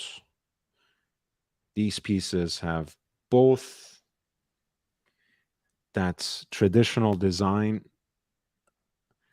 of an enamel dial that depicts a scene from an athletic event, including the Hellenic flag in enamel at the center, and a city's ring on the periphery of the dial, which you can actually cycle through with that additional pusher, in this case, at 2 o'clock. Of course, you have the double crown, one for adjusting time, one for setting the alarm. This is in white gold. The model's name is Ephaistos, and this is number 11 of 28, with 100 meters power with 100 meters of depth rating of water resistance. It's also a decent sports watch as well, in an important sense. I think these are beautiful. They come up in these kinds of slightly low profile Swiss auctions with some kind of frequency. Antiquorum has had a couple of them in the past. Now, Christie's, for this online auction, has an example. I think these are very interesting collectibles, especially if you like the alarm watch, especially if you like the Vulcane cricket. Speaking of which, the director of content, Charlie Dunn from Wind Vintage, came to my channel to talk about the JLC Memovox a few months ago. So if you're interested in alarm watches, and if you're interested in the Jaeger-LeCoultre Memovox in particular, feel free to check out that video. It's a very nice and focused conversation, walking right around an hour. So very nice to listen to.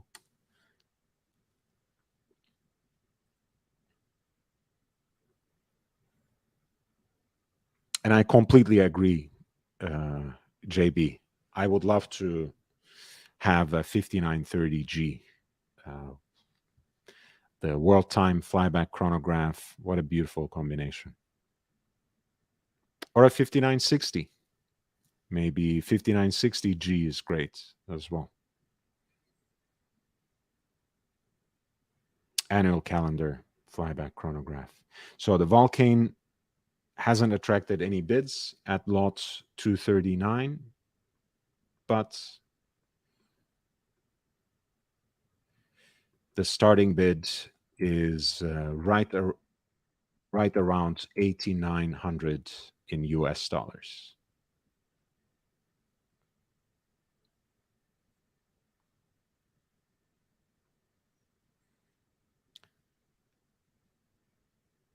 Lot 240, again, a very interesting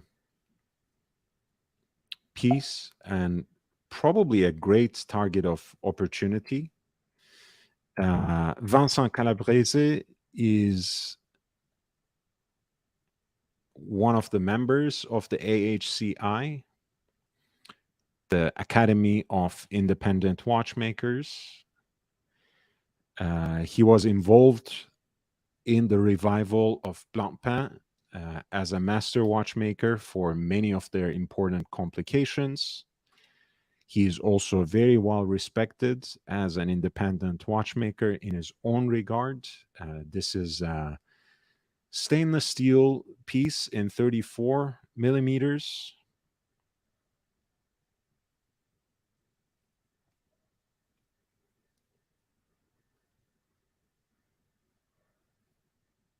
It is a jump hour watch with beautifully stylized lugs and a two-tone dial with a striking sunburst blue center, a lighter blue background for the jump hour opening. And as you can see, that jump hour itself travels around the dial to indicate the minutes. And there's also a centrally deployed seconds hand.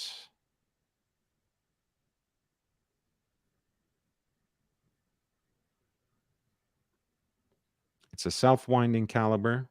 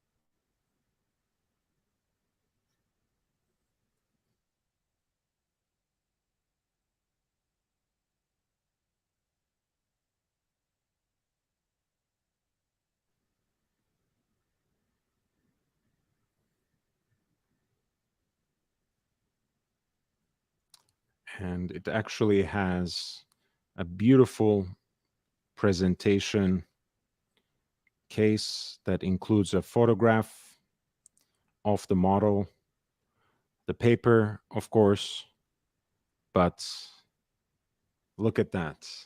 The presentation box looks like a poetry volume, which is labeled Vincent Calabrese Poésie Mécanique from Lausanne. Very beautiful, if a little self-conceited, but it is really a striking piece of work. Numbered also on the dial right there. Number 49 of 201. This is the Vincent Calabrese Baladin stainless steel jumping hour piece with traveling pointer for the minutes as well, and a centrally deployed seconds hand. At lot number 240, there are still no bids.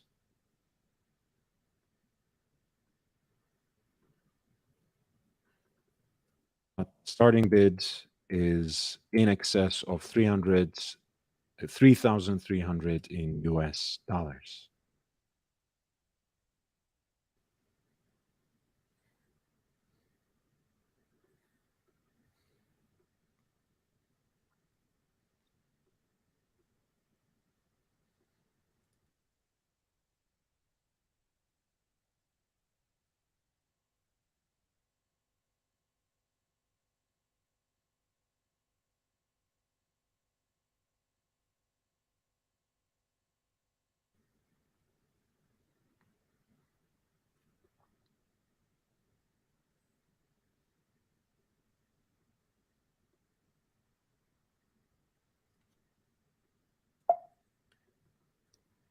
Next up, we have a Tudor Black Bay 58 that is a limited edition. These are all the rage these days. This is a limited run that was made in 32 examples for the Royal Squadron 32. As you can see, there's an inscription for that right over chronometer, officially certified. Of course, the case back is engraved accordingly with the issue number as well as the number of this particular watch in the series. Here's the full set that includes uh, Perlon kind of strap as well, like a canvas strap.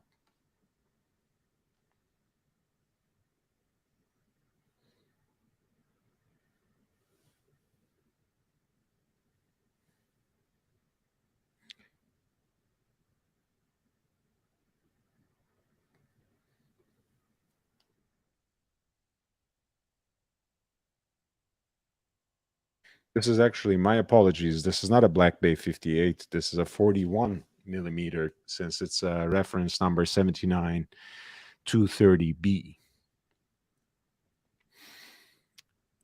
Lot 242 is already being bid at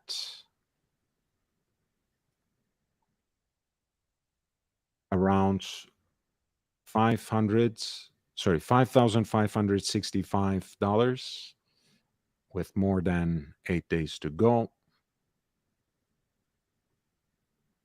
Thank you, baby girl. Thank you so much. Why was that world timer so low priced? Well, it wasn't Patek to begin with. I think that's the main reason. Um, if we are talking about the Andersen piece, I think Andersen is still criminally undervalued. Um, in terms of its current production, I think it's a little more recognized because it's very rare, very rarefied, and they do great work, especially with their world times, with those elaborate Clausenet enamel dials. In this case, it's a much more humbly attired watch, even though it's quite well done. Um, I want to say, is that true?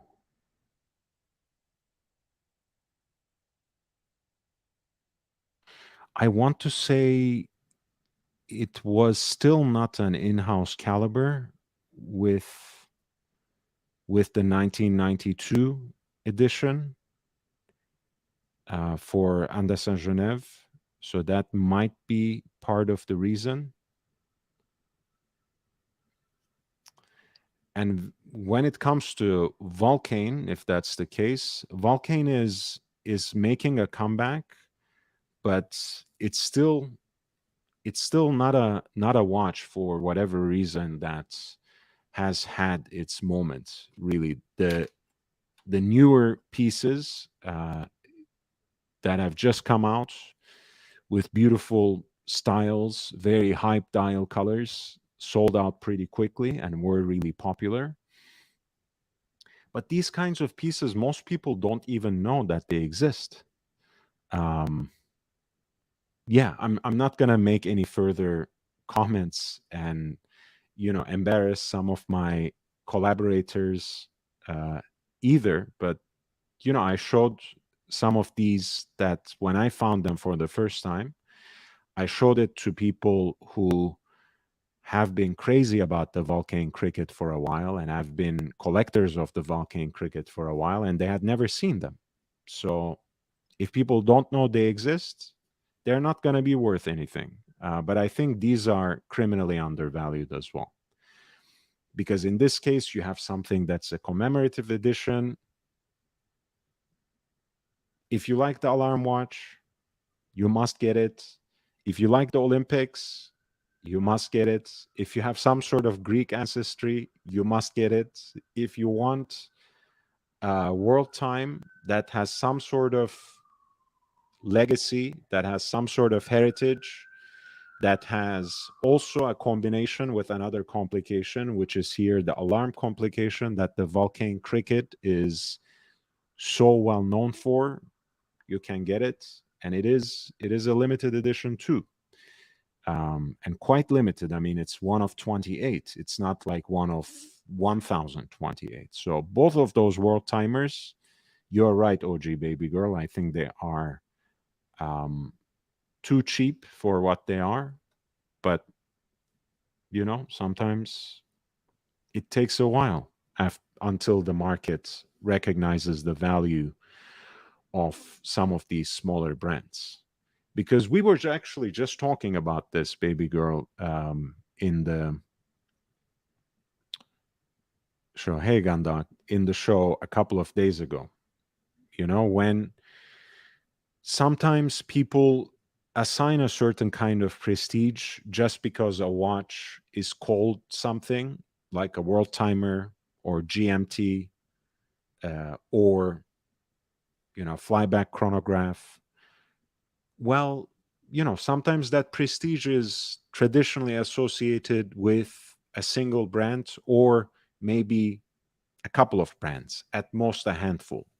So it just happens sometimes people just go for those brands at the expense of everything else when they're looking for a watch in that genre, which means for collectors, there are some great deals to be had when you know what you're getting. And I think in the case of both of these pieces, in their own different ways, you get a great deal. With the Anda Saint Genève from 1992, you get something that is in the classical proportions of a dress watch, and something that has the two crown application, which is extremely rare in other brands. And Patek has left it behind basically right after reference 2523, which for that reason is insanely collectible now. And with the Vulcane, you have both an incredibly limited edition piece, a beautiful and colorful enamel dial, and a 42 millimeter white gold case for an alarm watch, which is quite rare. If I were collecting alarm watches, that would be something I would not even present it on my show, to be honest. I would just silently skip over it like this so I could bid on it myself. But I don't play those sorts of games, since it is genuinely my priority to present these things to my audience. Lot 244 is the Tudor Big Block, the self-winding Tudor chronograph that is built on the ever-present Valjoux 7750 base, the 3-register expression, 12-hour counter at 6, 30-minute totalizer at 12, and continuous running seconds at 9. There's also a date with a Cyclops-style magnifier at 3 o'clock. In this case, you have a tachometer in matching stainless steel and a relatively rare ink blue dial.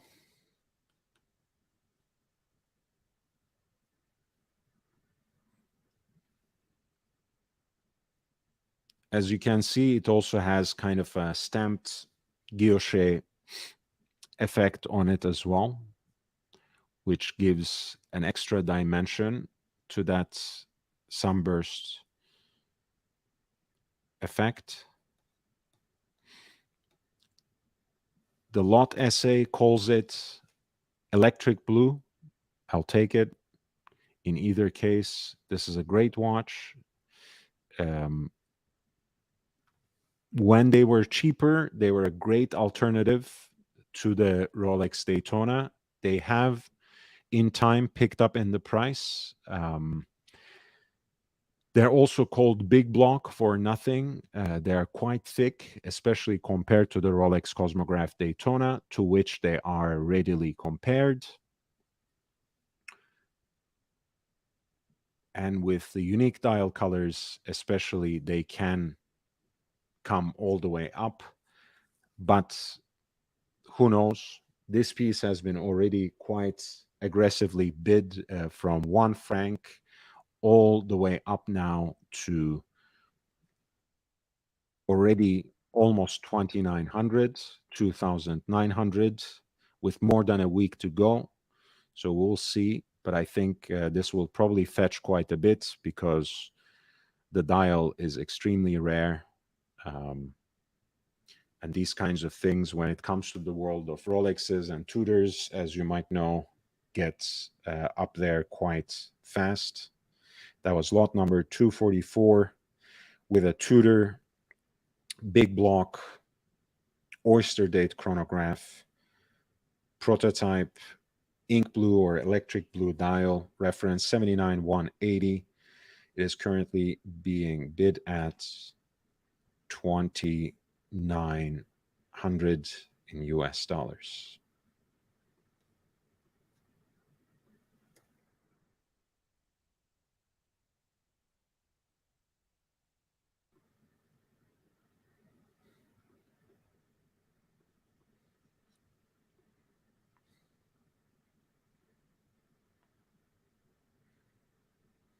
I'm skipping quite a bit, but don't hesitate to alert me if there's anything that you want to look at. Send in the lot number, and I will most certainly take the time, whether I skipped over it or I'm yet to cover it. Please feel free. We have almost 300 lots. It's hard for me to get through all of them, especially in one sitting, but I try my best. Lot 255 is a watch that our very own Piruka in the chat is waiting for. This is the Rolex Datejust with the new mint green dial.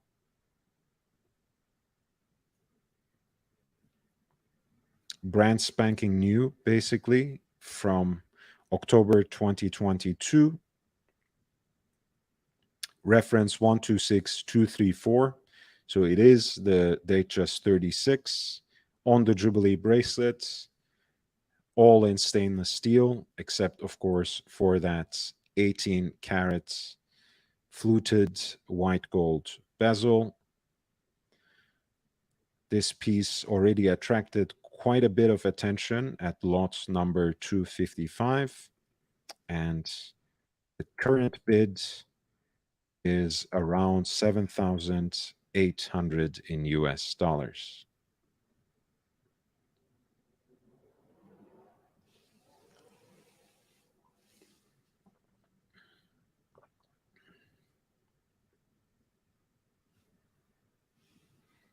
Lot 258 is Kermit Submariner, a Rolex Submariner 1661 OLV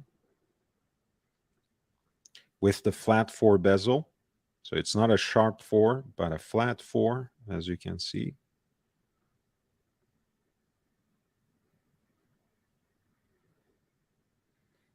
Bought from Bukhara. The piece comes with a presentation box and other product literature as well.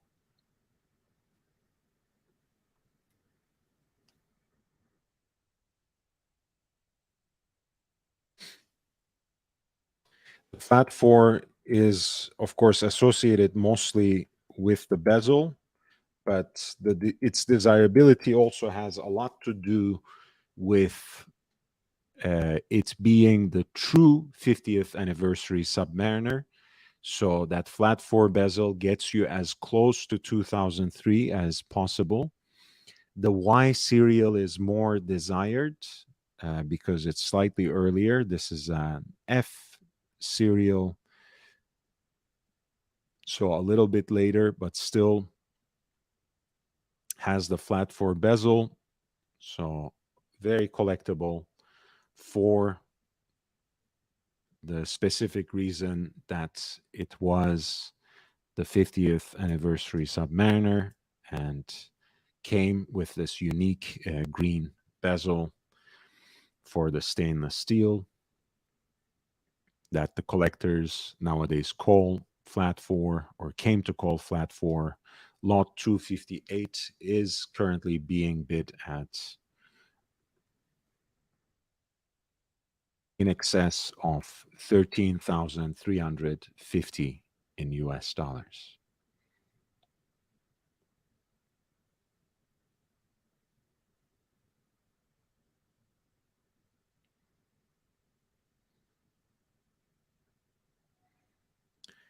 At lot 262, lot number 262, we have a Polar Explorer 2 reference 16570. That's pretty similar to mine. Mine is from a little later, from around 2000. So it does have the Holes case and the solid end link bracelet, but this piece is Swiss only. So one of the early Luminova dials in this case. The piece is in a very honest, worn condition, but certainly quite well preserved in terms of its finish, as you can see,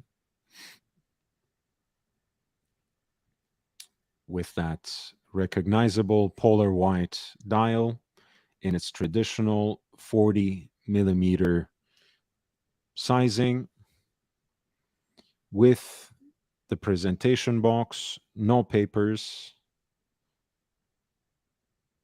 And it is a piece that was served without reserve, but has attracted quite a bit of interest at lot number 262.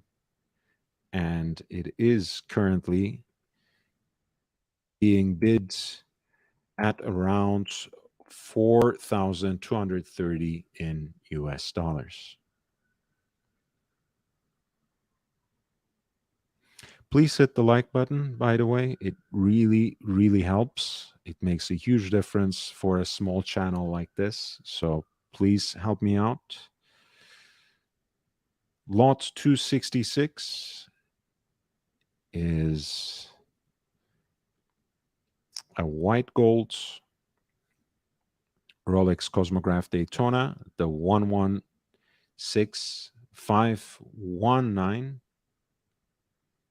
meaning that this is the version that originally came with on a leather strap, presented on a leather strap, and with a matching déployant buckle. In this case, the dial is a yellow tinted mother of pearl, just like the version of it that was part of the Daytona Beach edition. In that case, it was matched with an entire box set that picked up on that yellow accent, including yellow lizard skin strap, as well as a presentation box and even a document holder that used that same skin. I think I have a picture of that on my Instagram, by the way, which I want to share with you. All four of the watches presented on 4 box sets. They were almost universally reviled when they came out, although they were, I think, almost immediately popular also among women. And it took a while for them to get collectible. People first had to get over the fact that it is actually absolutely fine to own and collect Daytonas in precious metal. It doesn't have to be stainless steel. And it doesn't have to be only 4-digit hand wound in yellow gold or something. And then people had to get over the fact that these were really colorful. And for a sporty chronograph, at that time, it was a no-no. So these pieces had initially a very rocky start in terms of how they sold, in terms of how they were sold on the secondary market as well. Incredibly attractive pricing for a moment there before the craze completely hit. But in either case, this was a great set with the turquoise blue dial, yellow tinted mother of pearl, pink tinted mother of pearl, and chrysoprase, which is a precious stone with this unique shade of green as well. Great sets. At some point, Amsterdam Vintage Watches, I think a couple of years ago, they had the entire set, all the 4 boxes, which was very interesting. For now, this is just a loose piece, just the yellow mother of pearl dial version of the 116519. Just the watch, the naked watch, the watch only. Fresh out of international service, though, and with the cards matching that from 2023. That is quite cool. And even though lot 266 has not yet attracted any bids, I'm sure it will sell quite well in this auction, and the starting bid would be 33,400 just about.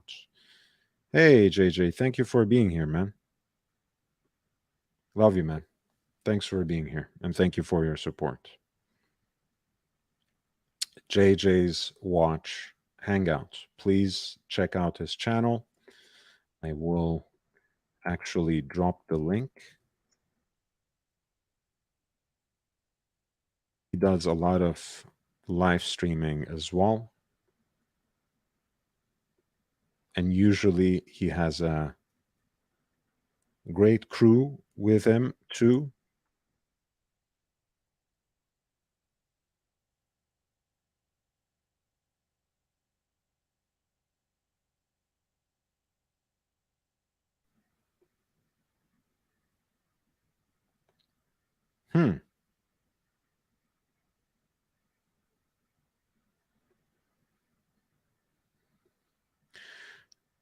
Great, baby girl. Let me know which lot you're talking about, and I will get back to you right away with what would be a good price for it, because there were all the Patek Philippe World Times there, and then there were the Anderson Genève, and then there were the Vulcain. So if you go back to the first page of listings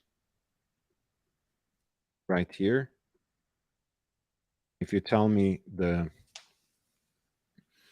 lot number, I will get back to you on what would be a decent price for it.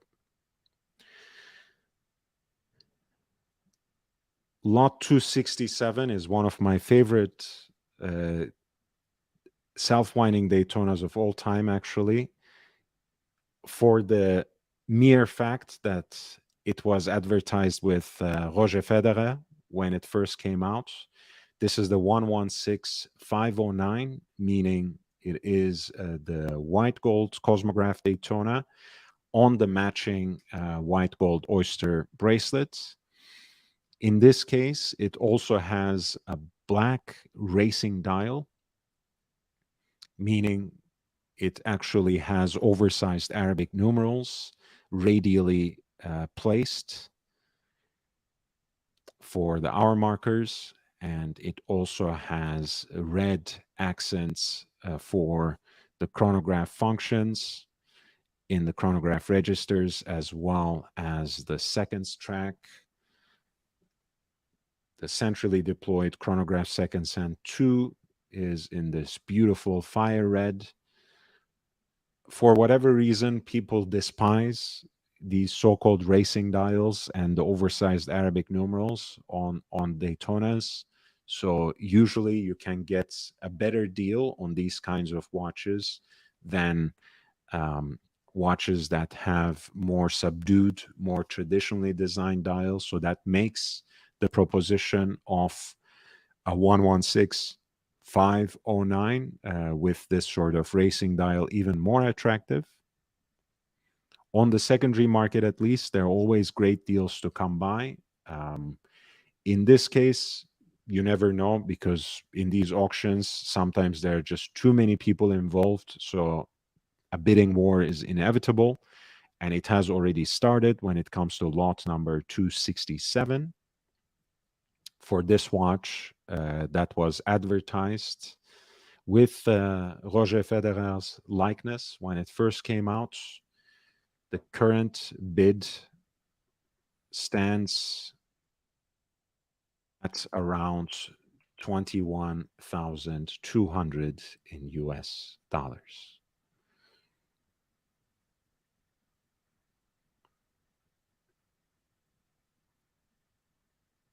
JB says, I'm all about racing dials. Hey, you and me both, man.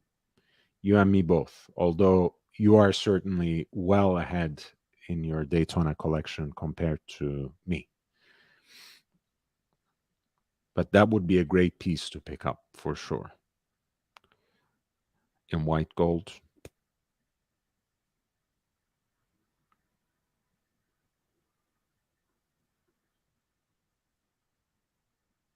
I really like this trio here. All 5 digits and in 3 different flavors. Lot 269 is the 16520.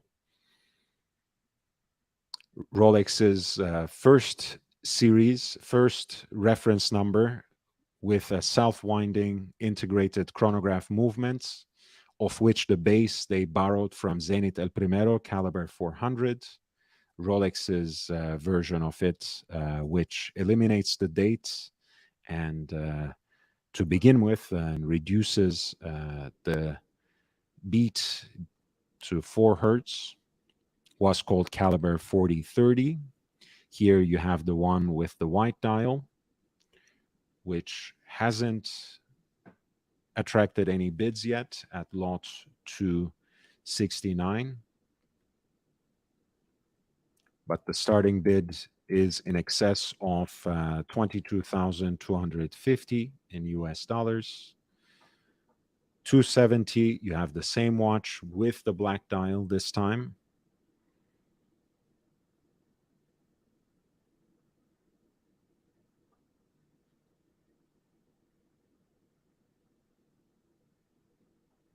With its box and papers and the nice set of accessories as well, case back sticker intact.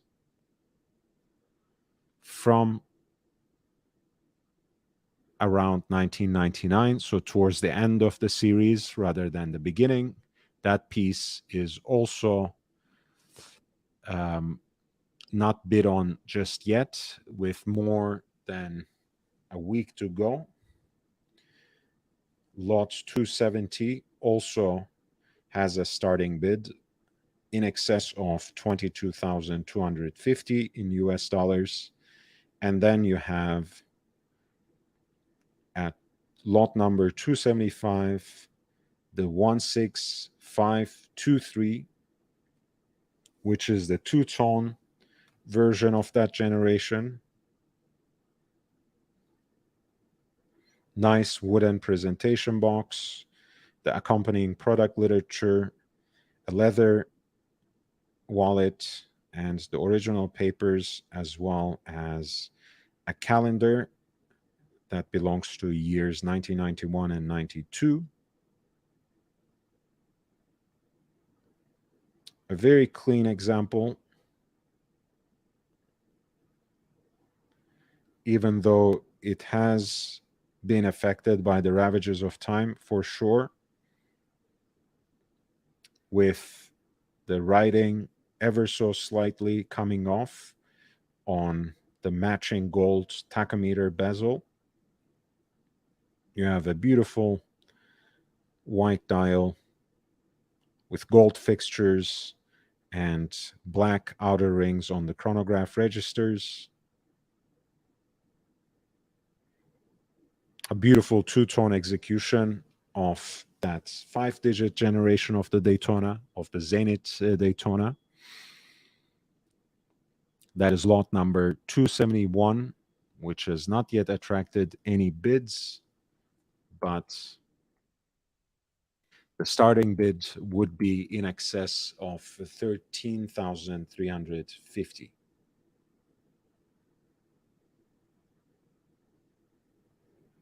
Would you go for a Patrizzi, or do you not care, JJ, when it comes to the 5-digit?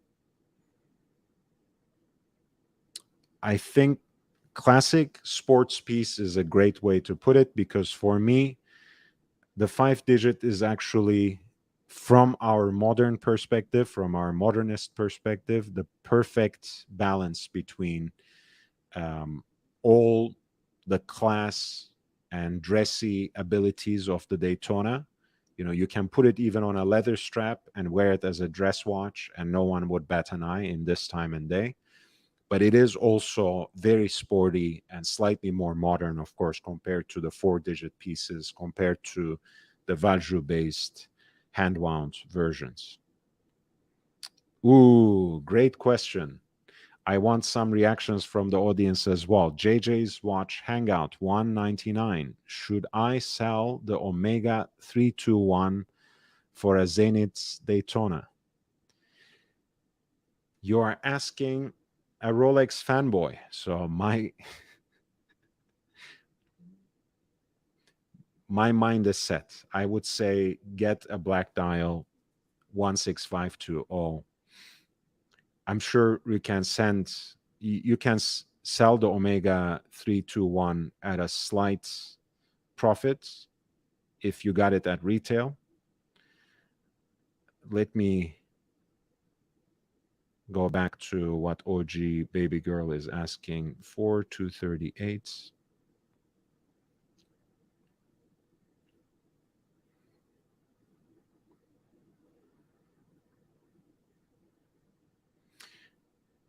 So let me show you something, because when it comes to the Anda Saint Genève, uh,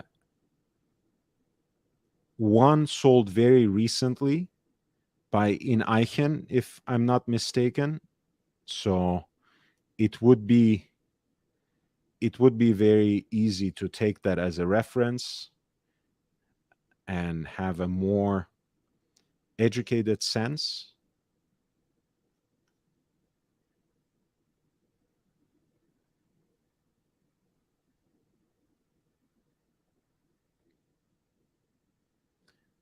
I still have a number in my mind, but it's much easier to, anchor it in something if I can find that piece and tell you how much it actually sold for, and we can go from there.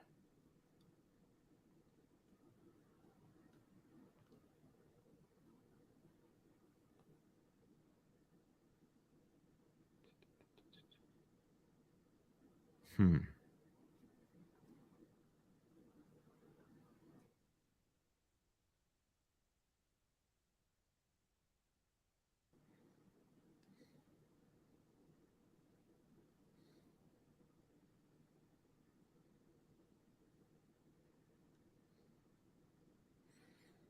Okay, so similar pieces have sold somewhere between 10 to 15,000 in Swiss francs. I would say figuring in about 30% between the buyer's premium and the VAT. I think even if you end at 10K in Swiss francs, you would have gotten yourself a decent deal. Anything below that is getting closer to the steal territory. But let's say it ended at 10, that is basically 13,000 in total. 13,000 in half ends up what? For 14.5 in US dollars. I think even that is a good deal.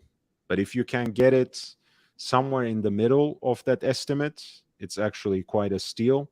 I would say wait until the very last day to bid. I never recommend to put a bid in advance before we get into nightmare scenarios of manipulation. I think anyone who has bid on anything ever on eBay knows that that usually instigates other people who might not otherwise even get involved, who might forget. I would say look at the closing time very specifically, which is now 8 days away. Set your alarm and be ready to snipe. You have already made an account. This is not the kind of big ticket item where you have to be vetted a certain way, so you can wait until the last moment to actually make your bid. If you want to make sure that you can put in a bid, you can always call them tomorrow or later in the week to make sure that your account is properly set. And I would wait until the last moment, at least until the last day to bid. And the auction actually ends at the end of the month in about 8 days. So take a look at that. Anything within the estimate is a good deal. Somewhere in the middle is a very good deal.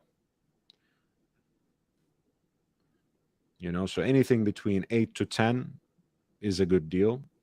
And that still leaves you under $15,000 in US. So,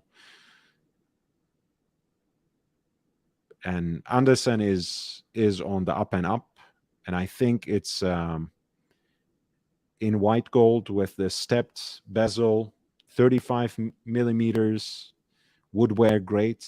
I think it would look great on you. It would look great on a man too. It would look great on all sorts of wrists, especially as a dress piece. I like that case design, with the teardrop lugs. I like the case back engraving. And it does come with the full set of accessories too.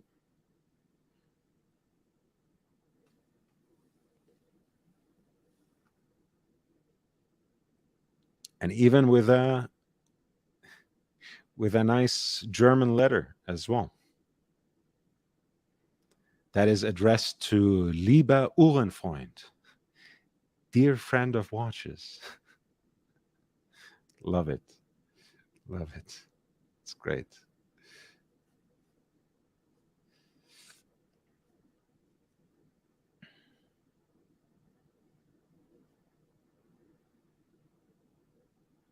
Speaking of Daytonas, look at all these beauties, man.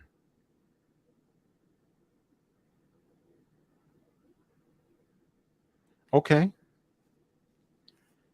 What are the two Daytonas you have, JJ? I'm not extremely familiar with your collection. I kind of knew it a little while ago, but you have parted with certain pieces. You brought others in. So I don't quite know how things lie now. So tell me the two Daytonas that you have. And maybe, look, the 321, the Ed White, it's a great watch. I didn't mean to diss it, but everyone knows by now that I'm a Rolex fanboy. So, it is what it is. I would choose a 5-digit Daytona above 321. Okay, you sent a photo. Can I pull that up, JJ?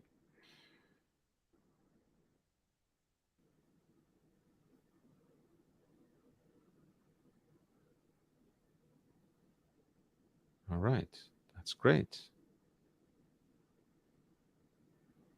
That's actually a good presentation of the collection as well. All right, so you have the 321.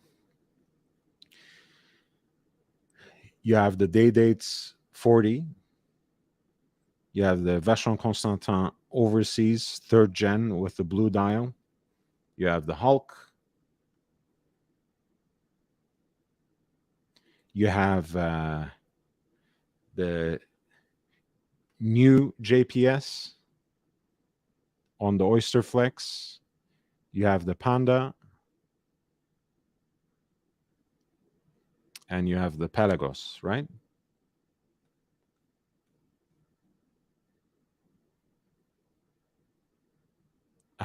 It's for the incoming surprise. Okay. Well, stay tuned and watch out for JJ's Watch Hangout. You know what? I don't know if now you are confusing me a little, um, because, like you said, Omega 321 is a different flavor. It's a hand wound piece. It's a different kind of chronograph. It's a very different aesthetic, even though its sizing for the Ed White makes it a little closer to the Daytona rather than that later professional case, 42 millimeters with the lyre lugs and everything. Um, but yeah, it feels a little superfluous to sell the 321 in this case and add another Daytona. Even though a 16520 with a black dial is a very different Daytona from the two you have, is it really worth it to shuffle things around in that way and add a third Daytona? I don't know. Yeah, I would, again, I love the 16520, but I know for a fact that once you have three Daytonas in your collection, eventually you will want to get rid of one. And if it ever comes down, even when you think about a future scenario now in your mind, and if it ever comes to it, would you get rid of the 16520 over what you have now? In that case, don't even consider it, because I know one of them has to go when you add the third one. I just know.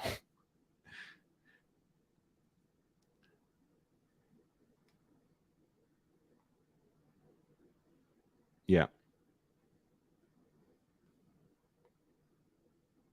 Yeah. So that's my suggestion. Unless you know if you would get rid of one of the Daytonas, um,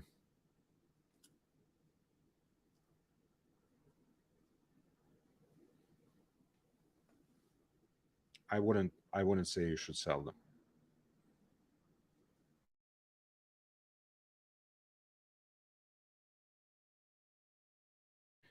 Please hit the like button. I really appreciate it. And thank you, JJ, for being here and asking these great questions. OG baby girl, good call. Always be ready to snipe for auctions on eBay or elsewhere.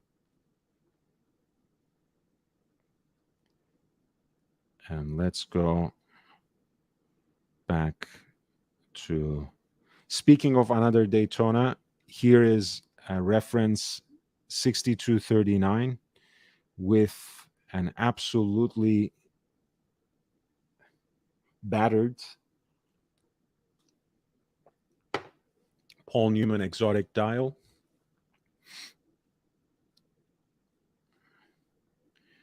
But the watch otherwise seems to be in good condition. It is initialed on the back and dated LFB 1972.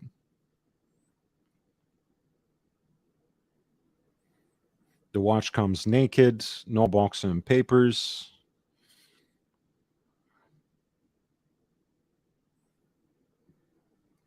And at lot 273, it has not yet attracted any bids, but the starting bid would be in excess of 100,000, 111,000 in US dollars. Sorry, my foreign mind comes out at this time of the night. Lot 274 is 6239. It's called Small Daytona, not because the case is smaller, but because it is a three-liner Rolex Cosmograph with Daytona in small print as the third line there under the coronet. It has the reverse panda configuration, with the silvered white chronograph registers against a black backdrop, all in stainless steel. In this particular case, the piece is presented on a leather strap.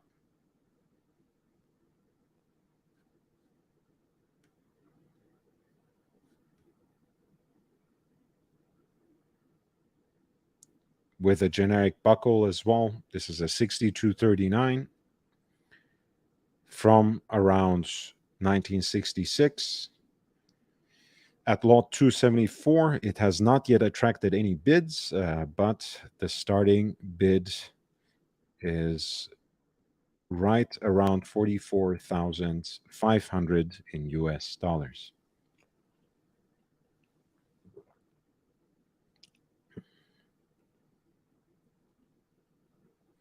At lot 275, you have one of my favorite pieces, the so-called, one of those so-called pre-Daytonas,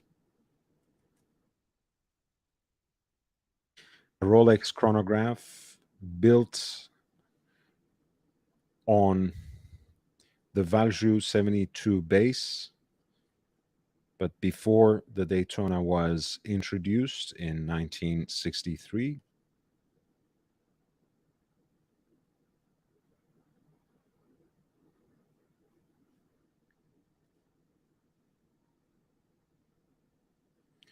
The piece has the classic 3-register layout on a silver dial with subtly recessed and radially guillocheted dials. So there's a little bit of a dimensionality, even though the watch is perfectly monochromatic. Nice substantive bezel that frames the silver dial, pump pushers, and the watch is presented on a matching oyster bracelet, riveted and in stainless steel. The case is right around 36 millimeters. And the reference number is 6238 for this pre-Daytona, which at lot 275 is still waiting for the first bid. And that starting bid would be in excess of 22,200 in US dollars.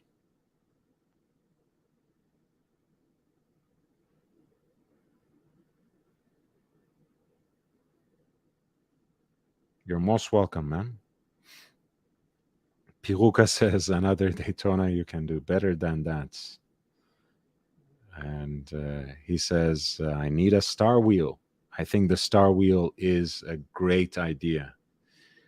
It is it would have been, I have been trying to push the star wheel on people for months now, before the Code 1159 came out. And even right after the Code 1159 version of that Wandering Hours complication came out. But slowly but surely, the prices have been creeping up, but there are still some good deals. I have a feeling that you won't like the millinery case shape, so I'm not going to offer you that, JJ. But in that classic round case with the double-stepped bezel, there are some great versions of the Star Wheel which are still reasonably priced, relatively speaking again. Like the 25720 is a great reference number for this. In this case, it actually has some floral engraving here too, which adds a different bit of flavor. Sometimes you have like a hobnail guilloche there. But in either case, this is a great package.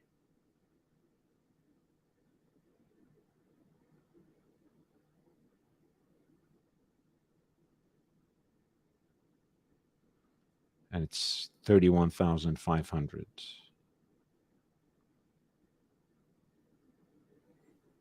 There's still a few deals under 35. Before they released the Code 1159 version, there were deals under $30,000 and maybe all the way out, down to 25 or so. That always happens.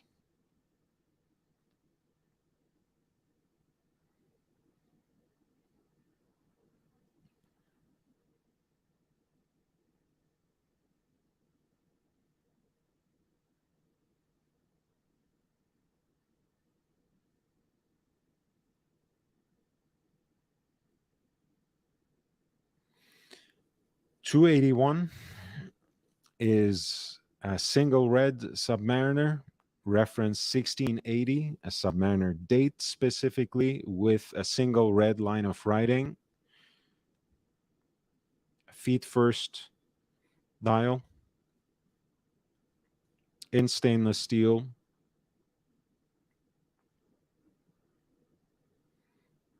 This is a naked watch, just the watch only, no box and papers.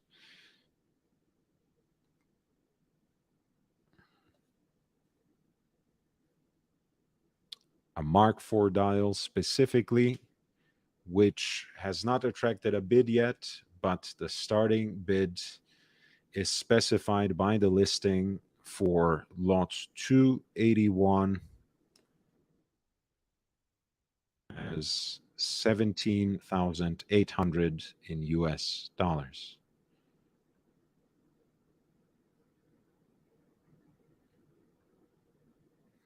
You're always welcome, baby girl.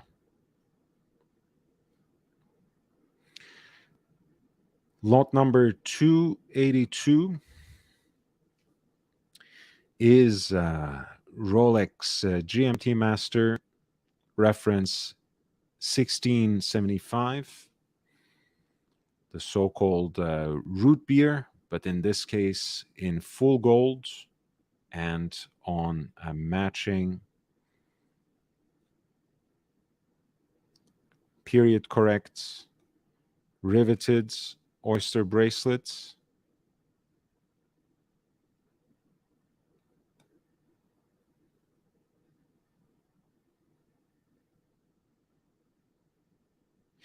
I really prefer Jubilee bracelets on both the two-tone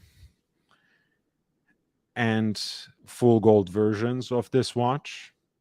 I somehow feel they fit the vibe a little better, but I can't complain with that. The nipple dial is gorgeous and has aged into this very deep shade of tobacco brown. I really appreciate it, and that's ghost bezel fits the watch beautifully as well, even though it is in a single color. Much like mine, in a way, I really like wearing mine like that. And I think it's decided I have to wear my root beer tomorrow. This particular example at lot number 282 has not yet attracted any bids with 8 days to go, but the starting bid would be in excess of 22,200 in US dollars.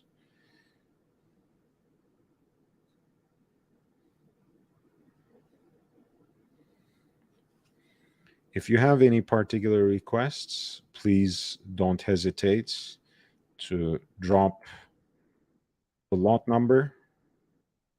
Here is the link to the listings. I'll be more than happy to take a look at them for you. Back to back, there are some interesting pieces that have Arabic dials and oyster perpetual dates at lot 286 with the Quraishi hawk, the Emirati, the UAE military emblem for a 1503.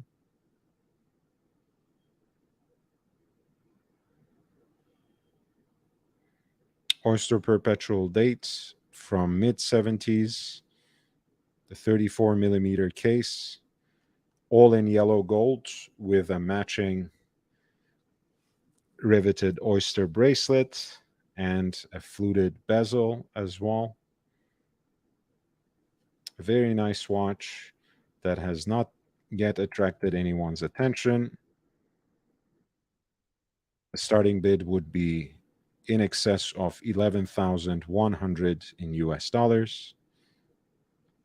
Right next to it, at lot 287, is a stainless steel Datejust with the Saudi Aramco refinery label.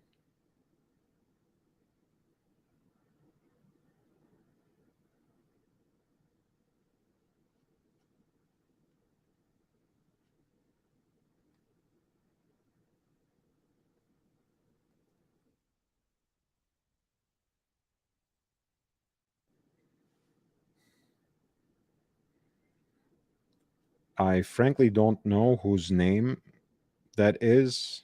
It says Abdelhadi Shamri. What is that?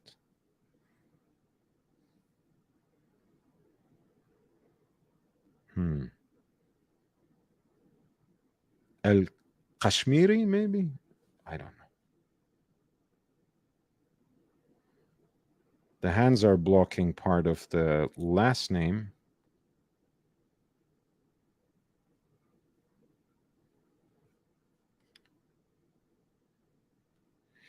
But it's the Aramco company rather than a royal or something like that. And it might actually be signed for the person to whom it was given. I don't know. But it has the engine turned stainless steel bezel and the matching stainless steel Jubilee bracelet for this classic Rolex Datejust. Lot number 287, reference number 16030. This is the late 70s Rolex Datejust, stainless steel with the matching engine turned stainless steel bezel. The starting bid would be in excess of 6,670 in US dollars.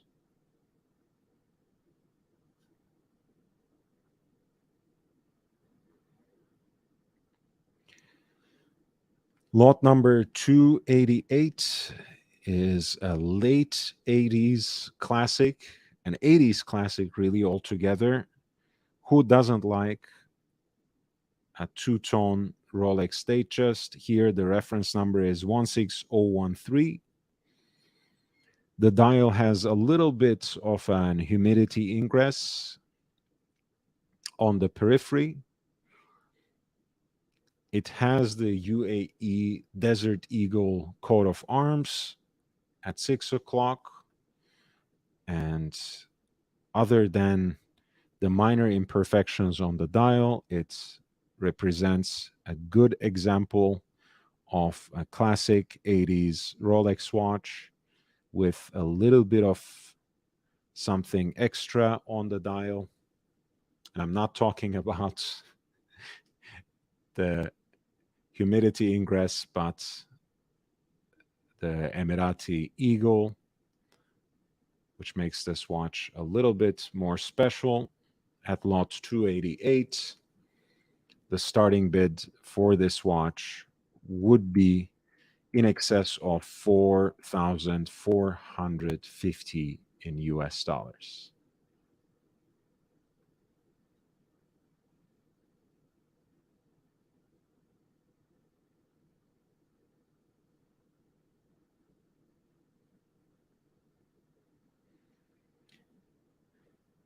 At lot 290, we have a stunning example of Rolex Day Date 18238, one of the best compromises between vintage and modern, because this particular 5-digit reference marks the advent of the quick sets, double quick sets specifically feature, which means that you can easily adjust both the day and date with the help of your crown.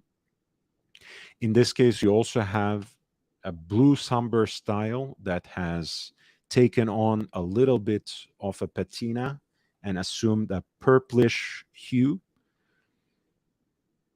which is a great fit. The piece actually comes on a matching president's bracelets, and the stretch on it doesn't look awful, to be absolutely honest. Overall, the watch seems like it is in great condition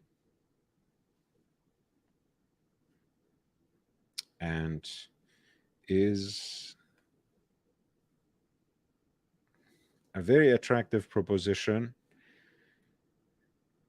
Certainly not a steal with that starting bid, but if it remains in that range, around 15,000 in Swiss francs, it can still be an interesting watch to take a look at, keep an eye on, because the starting bid is $16,680, just about. Of course, you would have to add around 30% to that with the buyer's premium, with the VAT.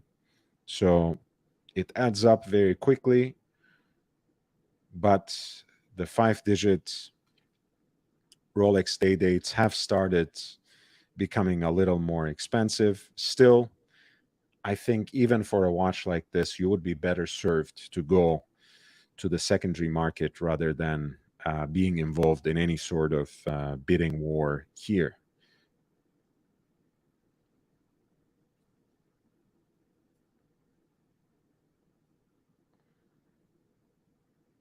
Lot 292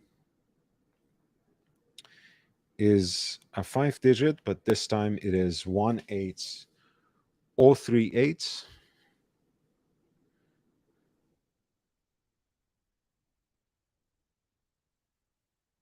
which is the single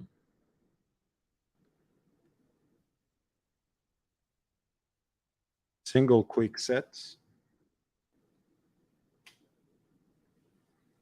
You can correct the date quickly, but not the day. It has a German day wheel, which is a nice and quaint feature, and has what one calls a string dial, because there's an entire row of brilliant cut diamonds set on the dial that look like strung pearls, and you actually have the hour markers in baguette cut diamonds and a little bit of luminous material too on the dial in terms of the fillings on the pencil hands, as well as the small pips behind the hour markers as well. This is once again in yellow gold on the matching presidential bracelets, which seems to be a little stretched out.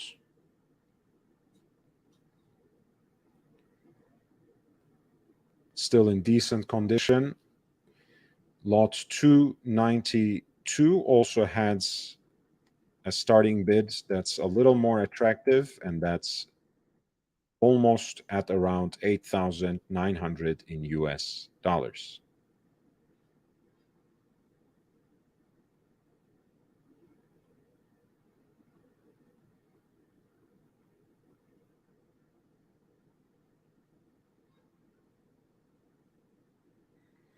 Please hit the like button if you haven't done so already.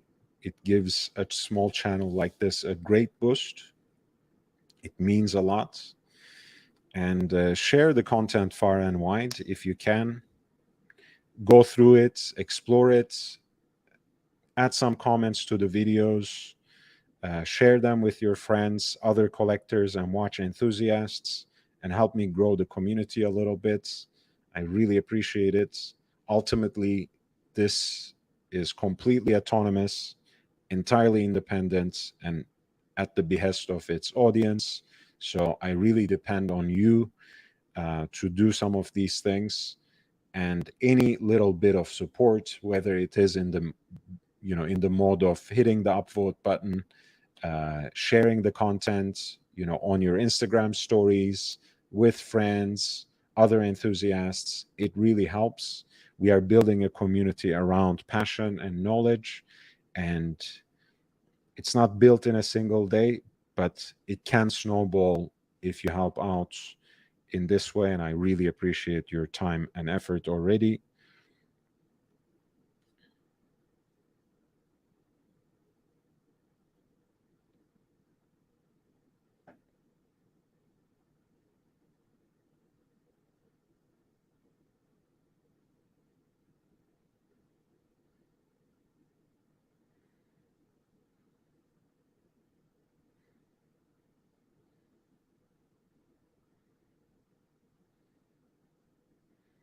We have a couple of interesting pieces here by Audemars Piguet. Let's start with lot 304, since we were looking at the star wheel already. This is a piece that comes with its certificate of origin, presentation box, and outer packaging. It's the 25720BA in that classic 36 millimeter case with the double stepped bezel, perfectly round with rather stubby lugs, so all dial for the most part. I really like the older expression of the star wheel with these transparent discs that actually expose the star-like gears, which give the name to the complication, which give the name to at least Audemars Piguet's expression of this wandering hours complication on the wristwatch. I also like this upward facing crescent that frames the fan-like minute scale. I actually prefer the floral engraving to the guilloche work. Um, I don't know, maybe it appeals to my feminine side, but I find it rather elegant. And here you see the self-winding caliber with the supplemental 21 carats rotor weight.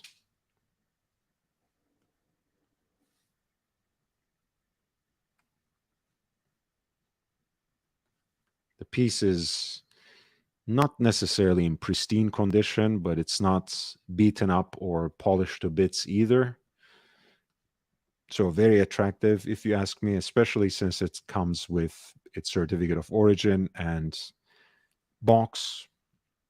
This is the Audemars Piguet Star Wheel in yellow gold, reference 25720BA. At lot number 304, it is currently being bid at around 16,685 in US dollars.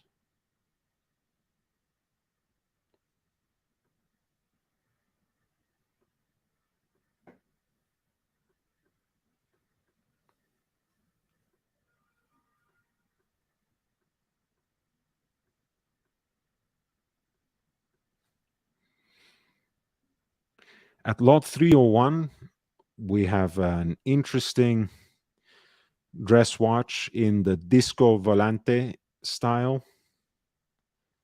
At 30 millimeters, it is pretty diminutive for our time, but with this perfectly round case, with a lovely bezel that has the Claude Paris decoration, that has the hobnail pattern guilloche, which is also replicated at the center of the dial. It is a very attractive piece. Roman numerals on the hour track, black hands for contrast and added legibility, the old school Audemars Piguet signature, which has the comma that separates the two family names, and a Chaumet signature at 6 o'clock, which certifies that this piece was once retailed by the famous Parisian jeweler. The case is very well preserved, and the dial has some warmer tropical tones, but a very nice look, actually, not in any way unseemly. The piece is from the 70s, and it is in that disco volante or UFO style, that perfectly round case shape, usually with fancy decorations on the bezel, often a hobnail pattern. Here at lot 301, the starting bid for this watch would be actually in excess of $5,560.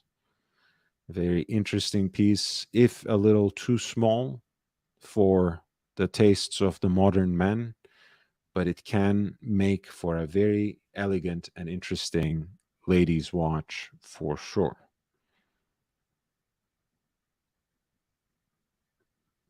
302 is the time only stainless steel UTM, and it has a 5-row link style bracelet that I really like. That excessive branding, as you can see, with the engraving of the signature at around 12 o'clock, Audemars Piguet. You also have the initial logo as well as the additional signature at 3 o'clock, right next to the date window. Blued hands for hour minutes and the sweep center seconds. And an opaline white dial for this time only UTM, which comes on a bracelet that actually fits the case very well and has that beads of rice aesthetic, but with lovely contoured and rounded links. So, kind of a modern look to it as well. In a way, a very 90s look, I have to say. And this piece is for the watch only, started without reserve. Lot number 302 is currently being bid at around 2,100 US dollars, in excess of 2,100 in US dollars.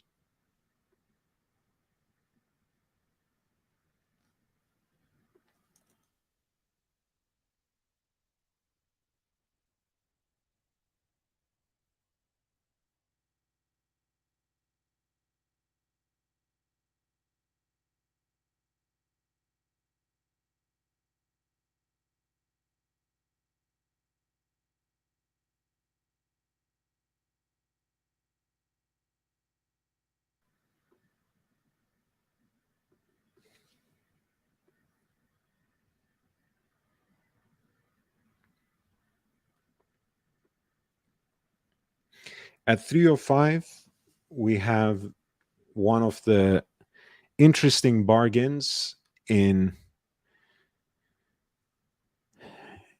terms of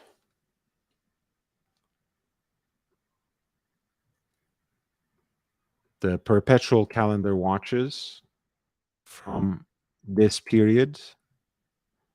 This is a platinum case in 33 millimeters with a stepped bezel and teardrop lugs that give it a very elegant presentation. A white dial, heat blued hands for the calendrical indications, moon phase indicator at 6 o'clock, and the baton hands to go with index markers, with the stick markers, I have to say. A very nice, dressy piece with, again, the double stepped bezel, a beautiful platinum case.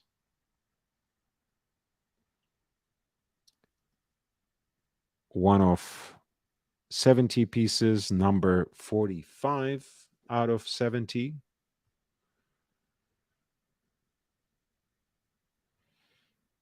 A watch that was made for the 700th anniversary of the Swiss Confederation,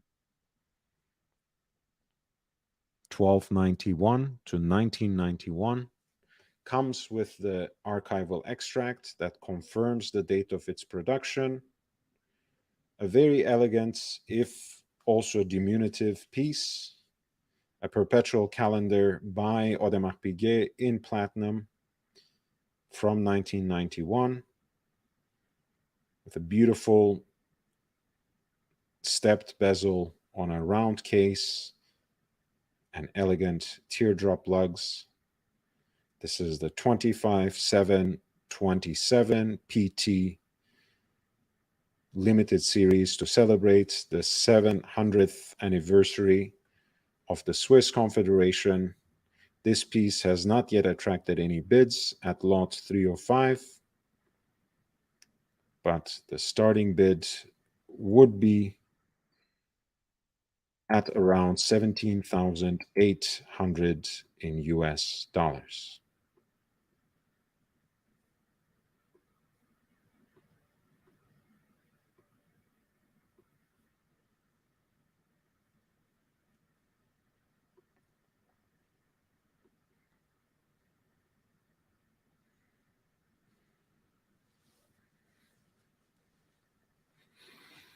Again, if you would like me to take a look at any of the pieces that I skipped, feel free to send in the lot number with a super chat, and I would be more than happy to jump in and explain the piece in some horological and historical detail. Lot 314 is an interesting piece. As you know, this is the Royal Oak Offshore T3 Terminator 3 watch in 48 millimeters. The watch which actually makes an appearance in the movie. I think when Arnold is looking at the glove compartment or something to find the key, and this watch falls down, and he takes a look at it, and the system confirms that the time is correct. So he synchronizes and puts it aside and goes his own way.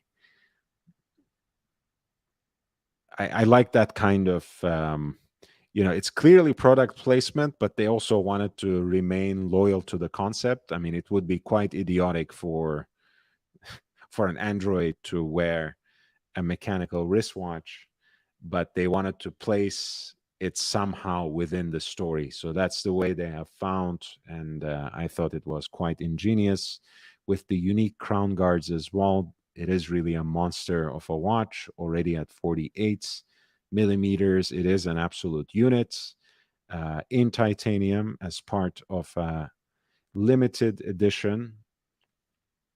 This Royal Oak Offshore T3 chronograph has the reference number 25863 Ti, not to be confused with the wrapper. Lot 314 is actually has so far not attracted any bids, and the starting bid would be at a very attractive 16,700. Very interesting indeed. Unfortunately, the piece does not come with any box or papers, but it is one of 1,000 pieces that were made in a limited run.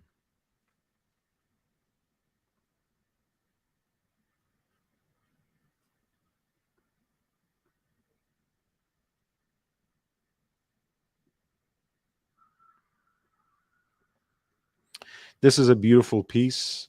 The reference number is 14802.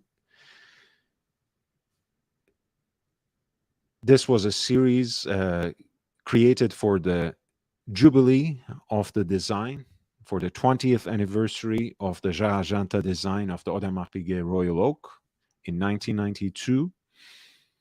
The 14802 was the first series of the Royal Oak Jumbo that had an exhibition caseback, and the caliber 2021 is absolutely beautiful in this iteration with that skeletonized 21 karat rotor weight that takes after the octagonal lines of the bezel of the design.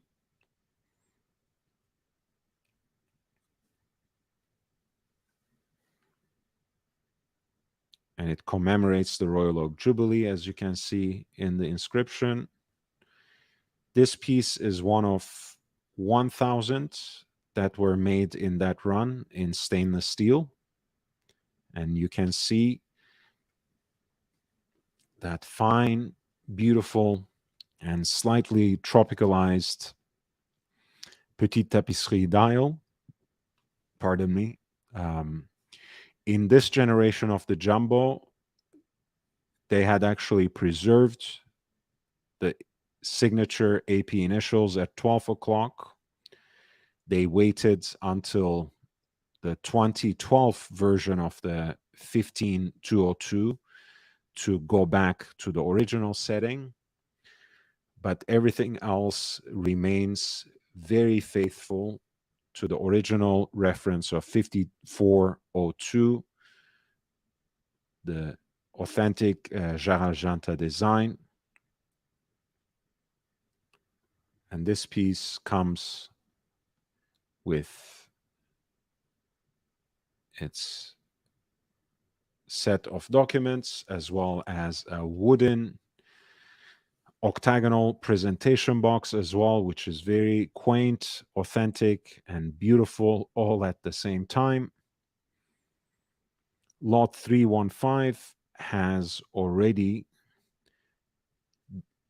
being bid at around 30,000 Swiss francs, which is in excess of 33,360.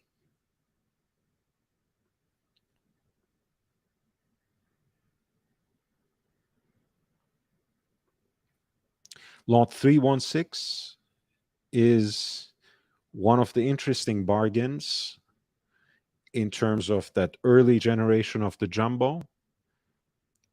It is the 5402 SA, meaning it's the two-tone execution. So the original Jumbo, but not in stainless steel and not in yellow gold either, but in stainless steel for the most part, in case and integrated bracelets with the octagonal bezel, as well as the tapering interlinks of the bracelet, not to mention the fixtures of the dial. You have yellow gold elements.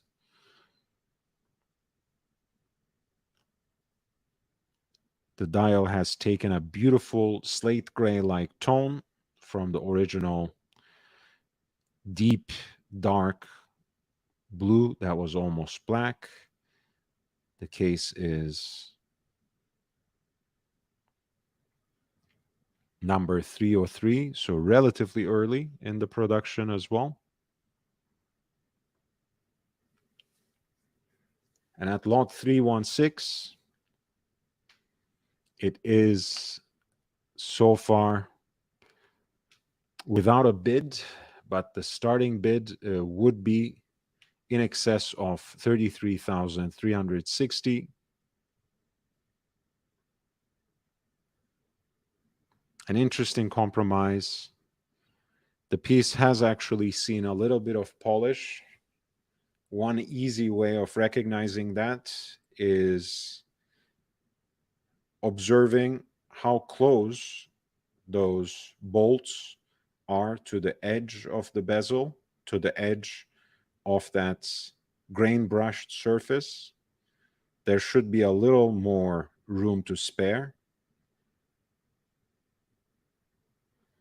In this case, this piece has seen a few rounds of polishing, which have shaved that octagonal bezel down considerably, which is unfortunate, which is as you can see on the other parts of the watch, maybe a little less noticeable, but you can certainly feel, even by an integral look at the watch, that this has been polished, and rather enthusiastically at that, but still a very attractive offering.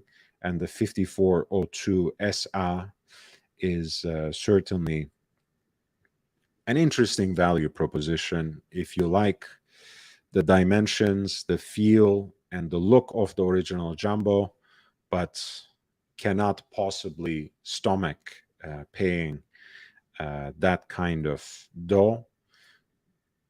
The two-tone can be an interesting compromise.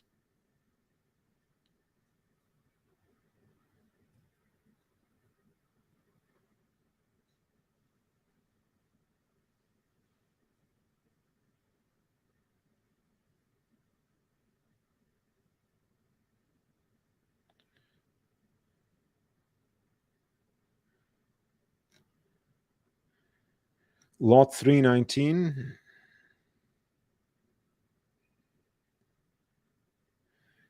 is the Kasparov, the 39 millimeter stainless steel Royal Oak chronograph, which in this case has a tropical dial, which has taken this sort of copper sunburst tone, a very interesting dial indeed. Triple register chronograph with the added date that was built on the base of Frédéric Piguet 1185. The self-winding chronograph movement ébauche that has been the beating heart of many Audemars Piguet, Royal Oak, as well as Vacheron Constantin chronographs, not to mention, of course, Blancpain.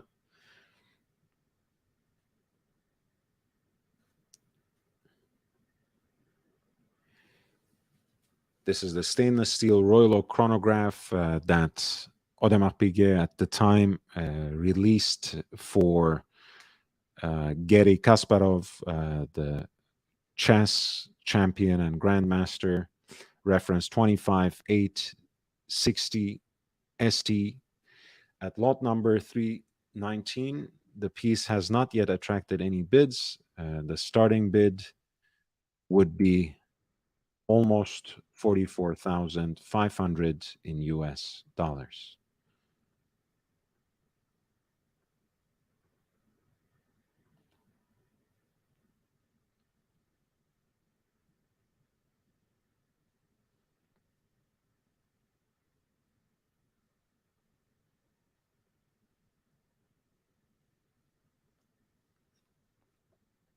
Feel free to send in any requests.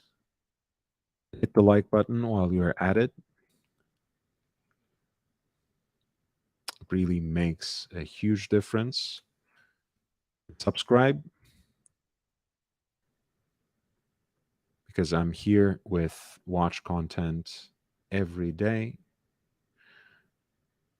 We're looking at two interesting examples of the Gérard Genta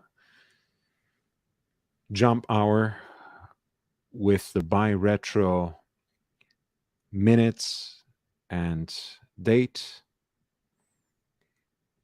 These are pieces that belong to the era after the Bulgari acquisition. So they're a little bigger, and they involve less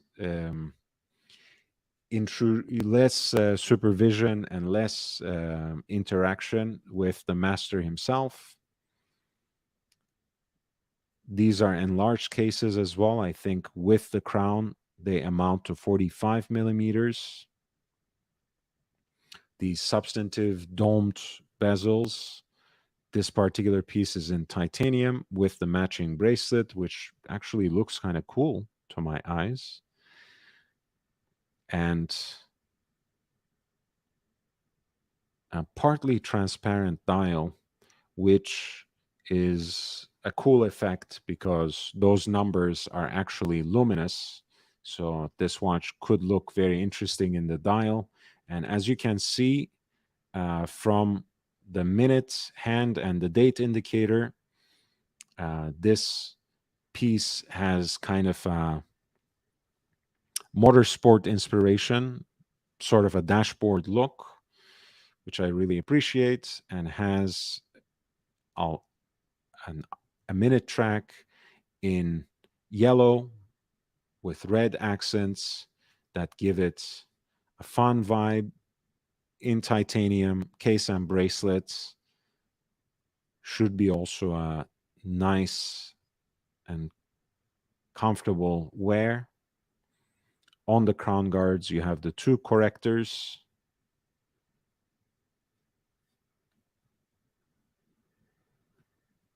And a self-winding movement on the back. 10 Atmos, 100 meters of water resistance.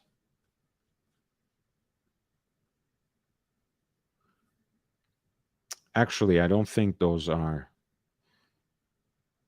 the pushers. I think there's a pusher at 9 for the dates, but those just set the crown guards on the case, I believe, because this is what it looks like right here. A cool design, but a little oversized for my taste. Still an interesting proposition, especially on the bracelets.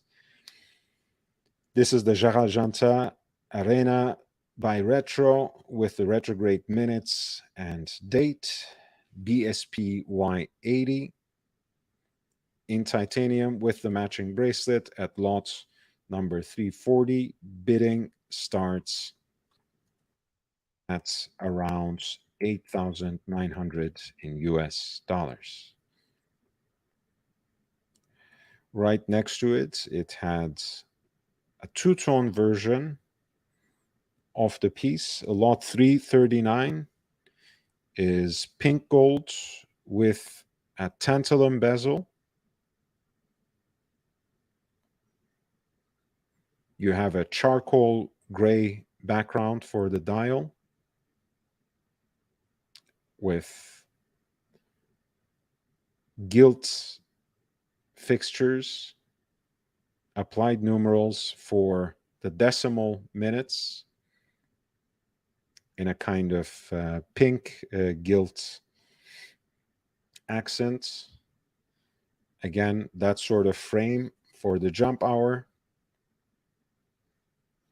You have sweep center seconds, as well as these open worked hands for the two retrograde indicators.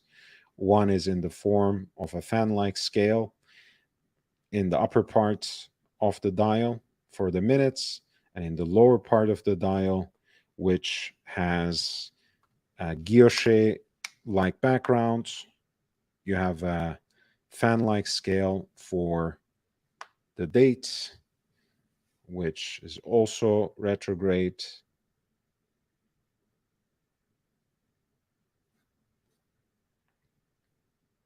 This is the Jarajanta Arena Sport B-Retro with retrograde minutes and retrograde dates in a two-tone execution that is a pink gold case with a tantalum bezel with a dial that reflects that interplay of the two tones between the gunmetal gray and the pink gilt.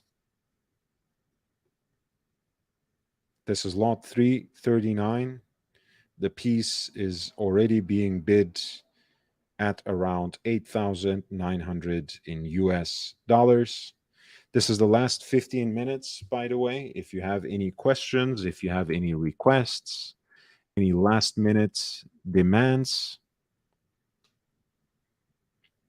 please feel free to add your question. Please feel free to reach out. I'll be more than happy to respond to your requests, to your questions.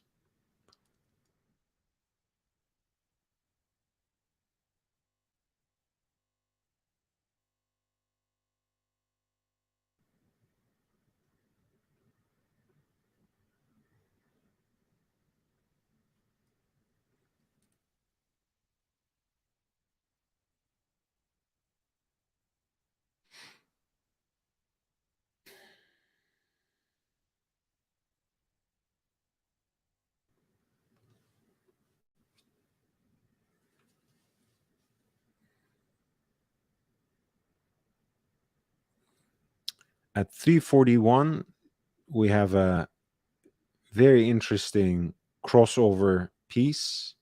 Again, this is after the Bulgari acquisition. So from the 2010s, you have that multi-layered Octo case, which has been adopted for the Octo Finissimo.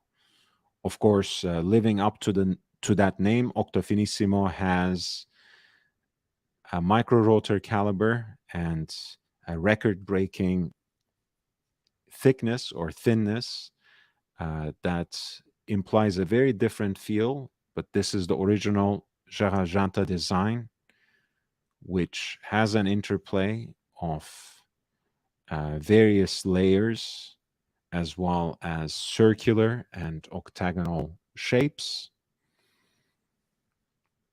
That distinctive and very elegant crown with a beaded grip.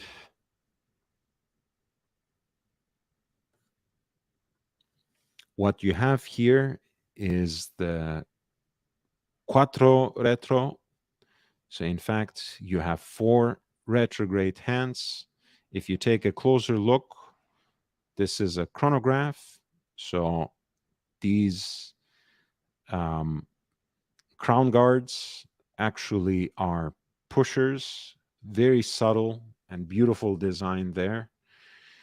You get not only the jump hour, but also the retrograde minutes and retrograde dates. However, you also have 2 chronograph registers, one at around 3 o'clock and one at 9 o'clock, 12-hour counter, which after it completes that cycle, snaps back to 0. And similarly, a 30-minute totalizer at the 3 o'clock side, which at the end of the 30 minutes also flies back to 0 as well.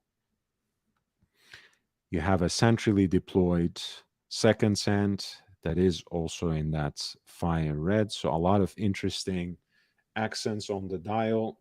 Very playful, colorful watch with not 1, not 2, but 4 retrograde hands, 4 retrograde functions with a self-winding caliber.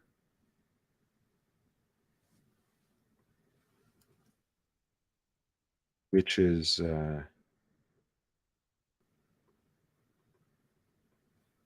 decorated in that particular way which the Jarajanta brand has adopted.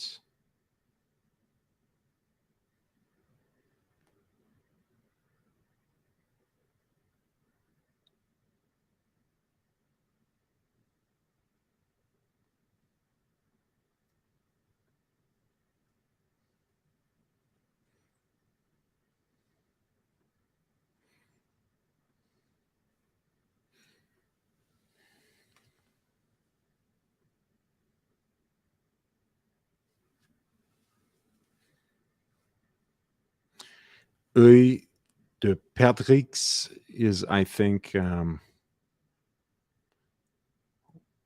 what this decoration is called. Correct me if I'm wrong. And you also get a nice, elegant dépliant clasp.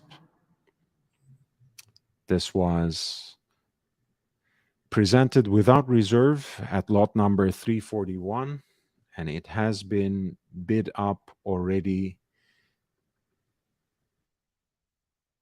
to 7,785 US dollars.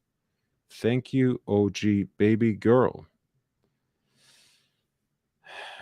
Our auctions vetted any more than say Chrono because 364 looks like the bomb, but no box and papers, no papers.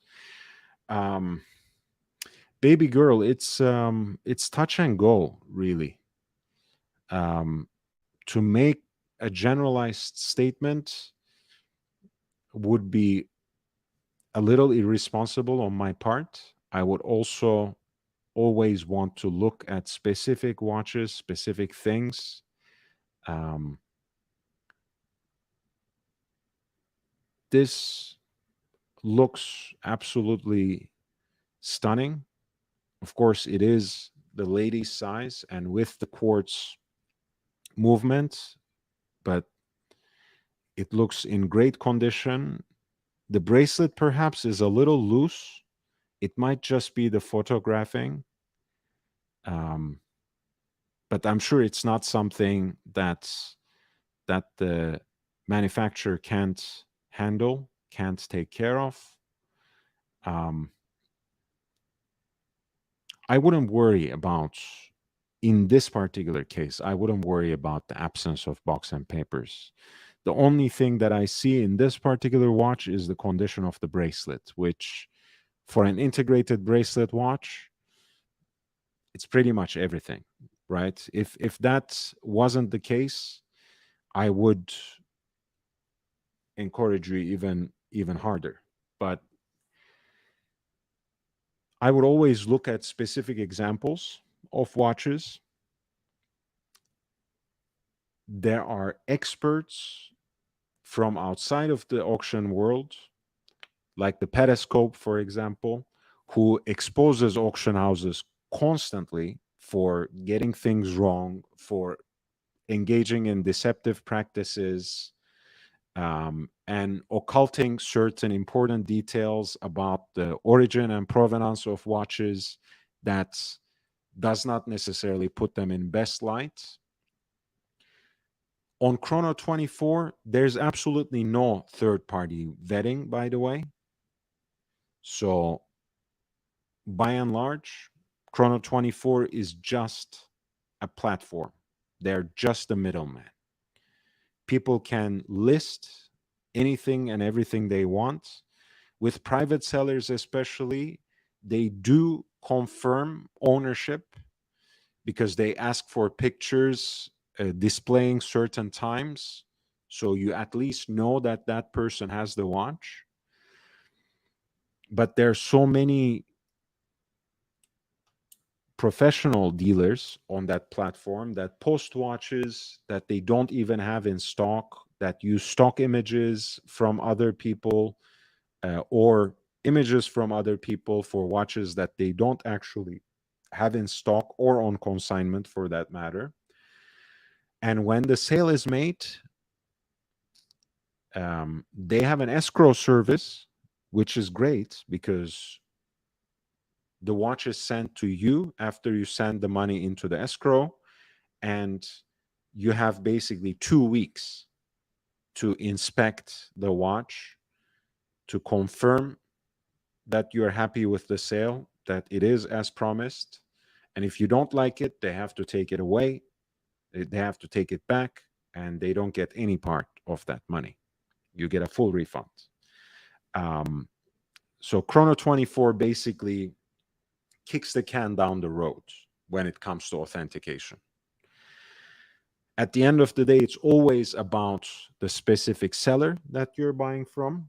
That's what you pay attention to at Chrono 24. You always look for 100% positive feedback, not anything one way or another, no exceptions, if you ask me.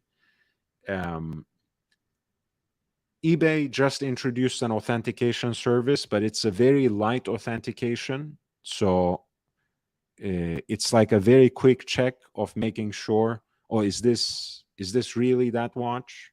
It's not a condition report. I don't think I don't even think they take a good look at the movement. Um, so it's not that kind of in-depth authentication check on eBay either. So always consult people who know what they're talking about and use them as a third party. In this case, I like the condition of the watch, but the bracelet seems shot, and that's something of a worry because this is an integrated bracelet watch, and chances are that you will want to send it back to the manufacturer immediately to get that bracelet probably restored, and they will ask possibly a couple of $1,000s for that. And things can add up quickly because you're already starting at 8,000 minimum, which almost instantly becomes 10,000 with the fees. And it looks like a great deal. The watch is in otherwise great condition. I love two-tone watches, as you know. I've always enjoyed the 222, even though it was for the most part of its existence undesirable by the mainstream, but who cares? That would be my small worry.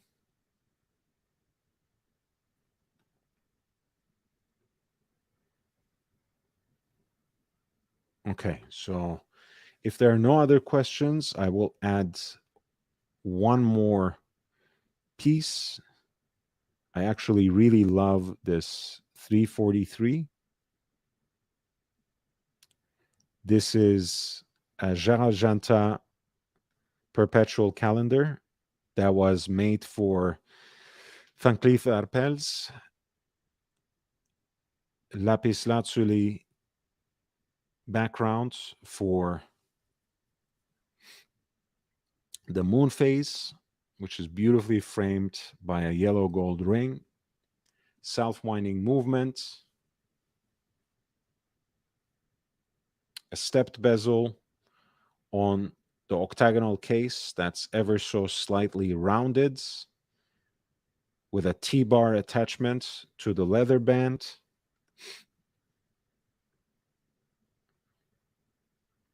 Very classic and elegant calendar watch, signed on the back VCA for Van Cleef and Arpels too, but it is made by Gérald Janta. Reference 1988. The starting bid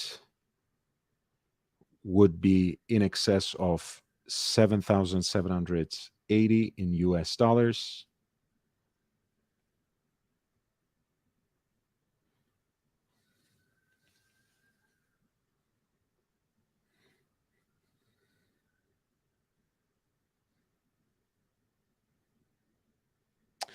But yes, let me backtrack something, OG baby girl. When it comes to your average watch, right? I'm not talking about unicorns and extremely desirable and aspirational vintage collectibles. Um, but your average vintage or neo-vintage watch or the modern pieces, I think an auction house does add a little bit of more certitude into the equation, a little more of a certification, right? Because at the end of the day, they do have the in-house experts, they do have in-house watchmakers who not only look over and assess the watch, also put it usually in a decent working condition without messing up in any way with its original presentation, and they go from there. So on average, of course, an auction house has an added layer of certainty compared to any random seller on Chrono24 or eBay. But they are not prone, well, they are not immune to making mistakes, and they have also done worse things. All the big name auction houses have something in their past that would raise an eyebrow for sure. So, something to keep in mind. So, always case by case. But if you want to generalize, yes, an auction house, one of the recognized auction houses, is a little more trustworthy compared to any random seller on Chrono24. Lot 353, this is the last one. This is the Vacheron Constantin Jump Hour watch, a saltarello, so to speak, but not in that unique cushion-shaped case that we are used to. This is the round case version with a stepped bezel and beautifully extended slender lugs, self-winding movement on the back that you can see through the sapphire crystal.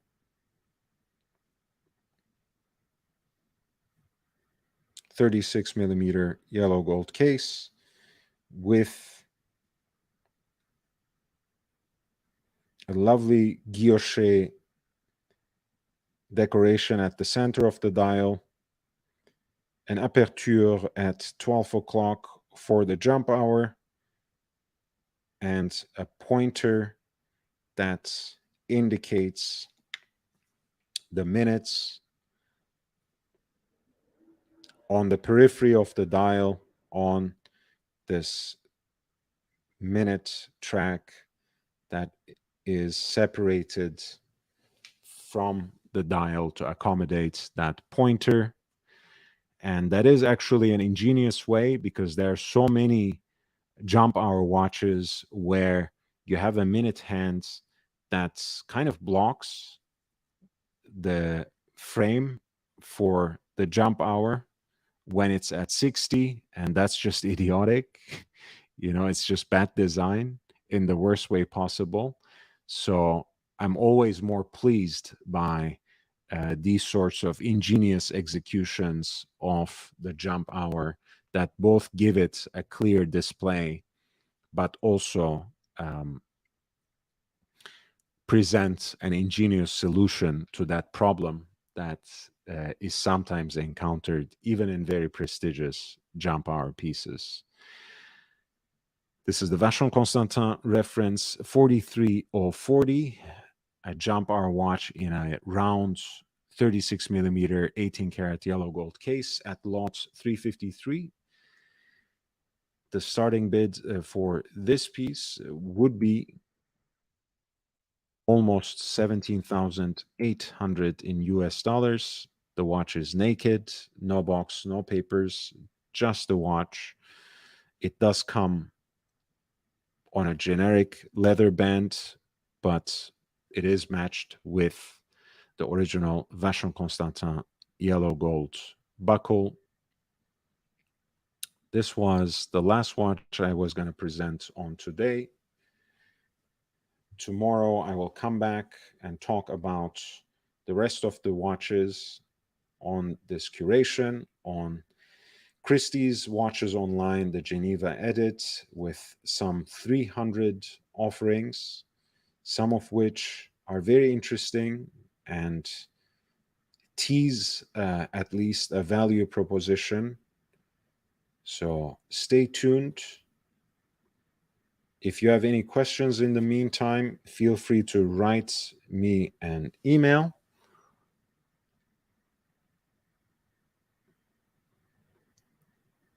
The Tiger Diamond Cartier. Which one? This one?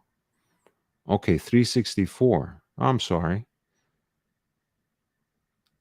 Yeah, I mean, same thing. It's a limited edition of 20 pieces, which is something that is inscribed on the case. This is not the kind of watch that would be a fake. The that sort of chanlevé enamel work is not something that um, any odd person can replicate.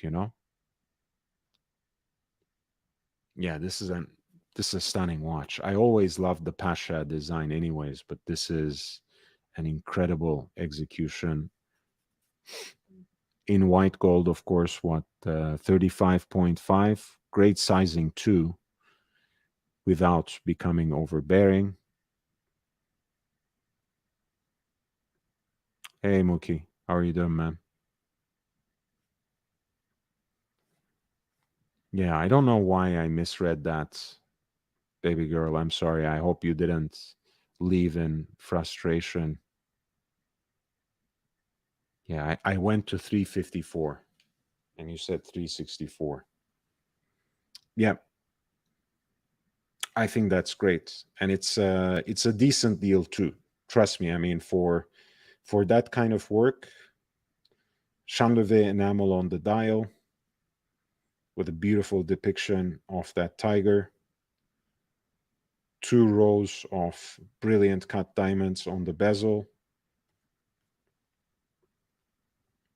another diamond that tops off that crown guard, which you can unscrew to reach the actual crown.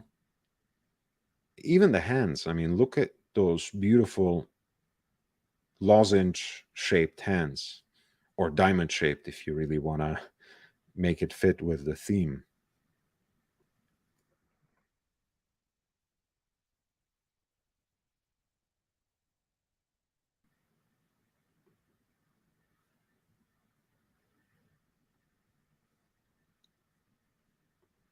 Yeah, that's a beautiful piece. And it presents such a great deal because the documents are not there, right?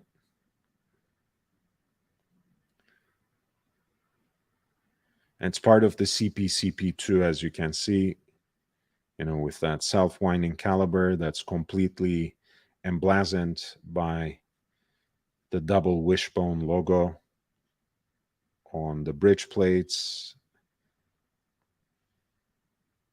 the balance cock, as well as the rotor, which is partially skeletonized to put that logo in relief at any rate. Beautifully decorated on the base plate too, with that perlage. Yeah, I mean, this would be a dream at around the starting bid. There's still a week to go, of course, who knows, but lot 364 is certainly very tempting for that category of the watch. You match it with a slightly, yeah, maybe like a black croc, you know, that would be one of the most brilliant woman's dress watches ever created. Amazing piece.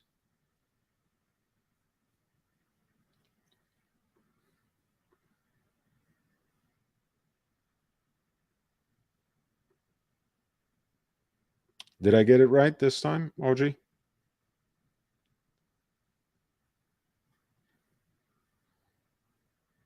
I think you are following it from a couple of minutes behind, perhaps. But yeah, 364, one of 20, with the Chanlevé enamel dial that depicts the tiger with its stripes and has a diamond set bezel with two rows of brilliant diamonds, not to mention the diamond that caps off the unique crown guard of the Pasha.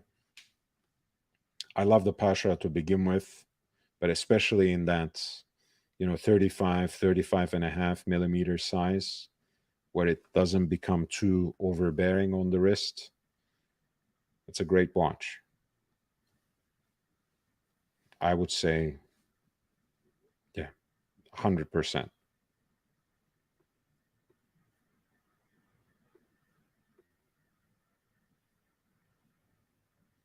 100%. That's not the kind of, just the enamel dial there. That's not the kind of work that anyone would care to fake. Trust me, it's not. It's very artisanal. Um,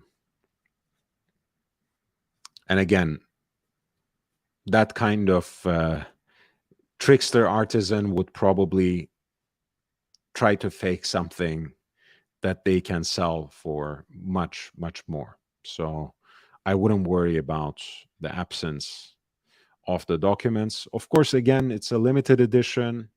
Maybe you do want to find one that has the documents, but there are only 20 of them. So you never know when the next one would come along to begin with. So that's the dilemma there. Otherwise, it's in the perfect condition. It does come with the matching white gold Cartier déployant clasp. It is very unique. The case number is inscribed on the back 9 out of 20. The artisanal work is very hard to replicate. I would not worry about it. I think this is a great proposition. If you can get it near the starting bid, it's well worth. Yeah, I know, but I fixed it now, right? Yeah,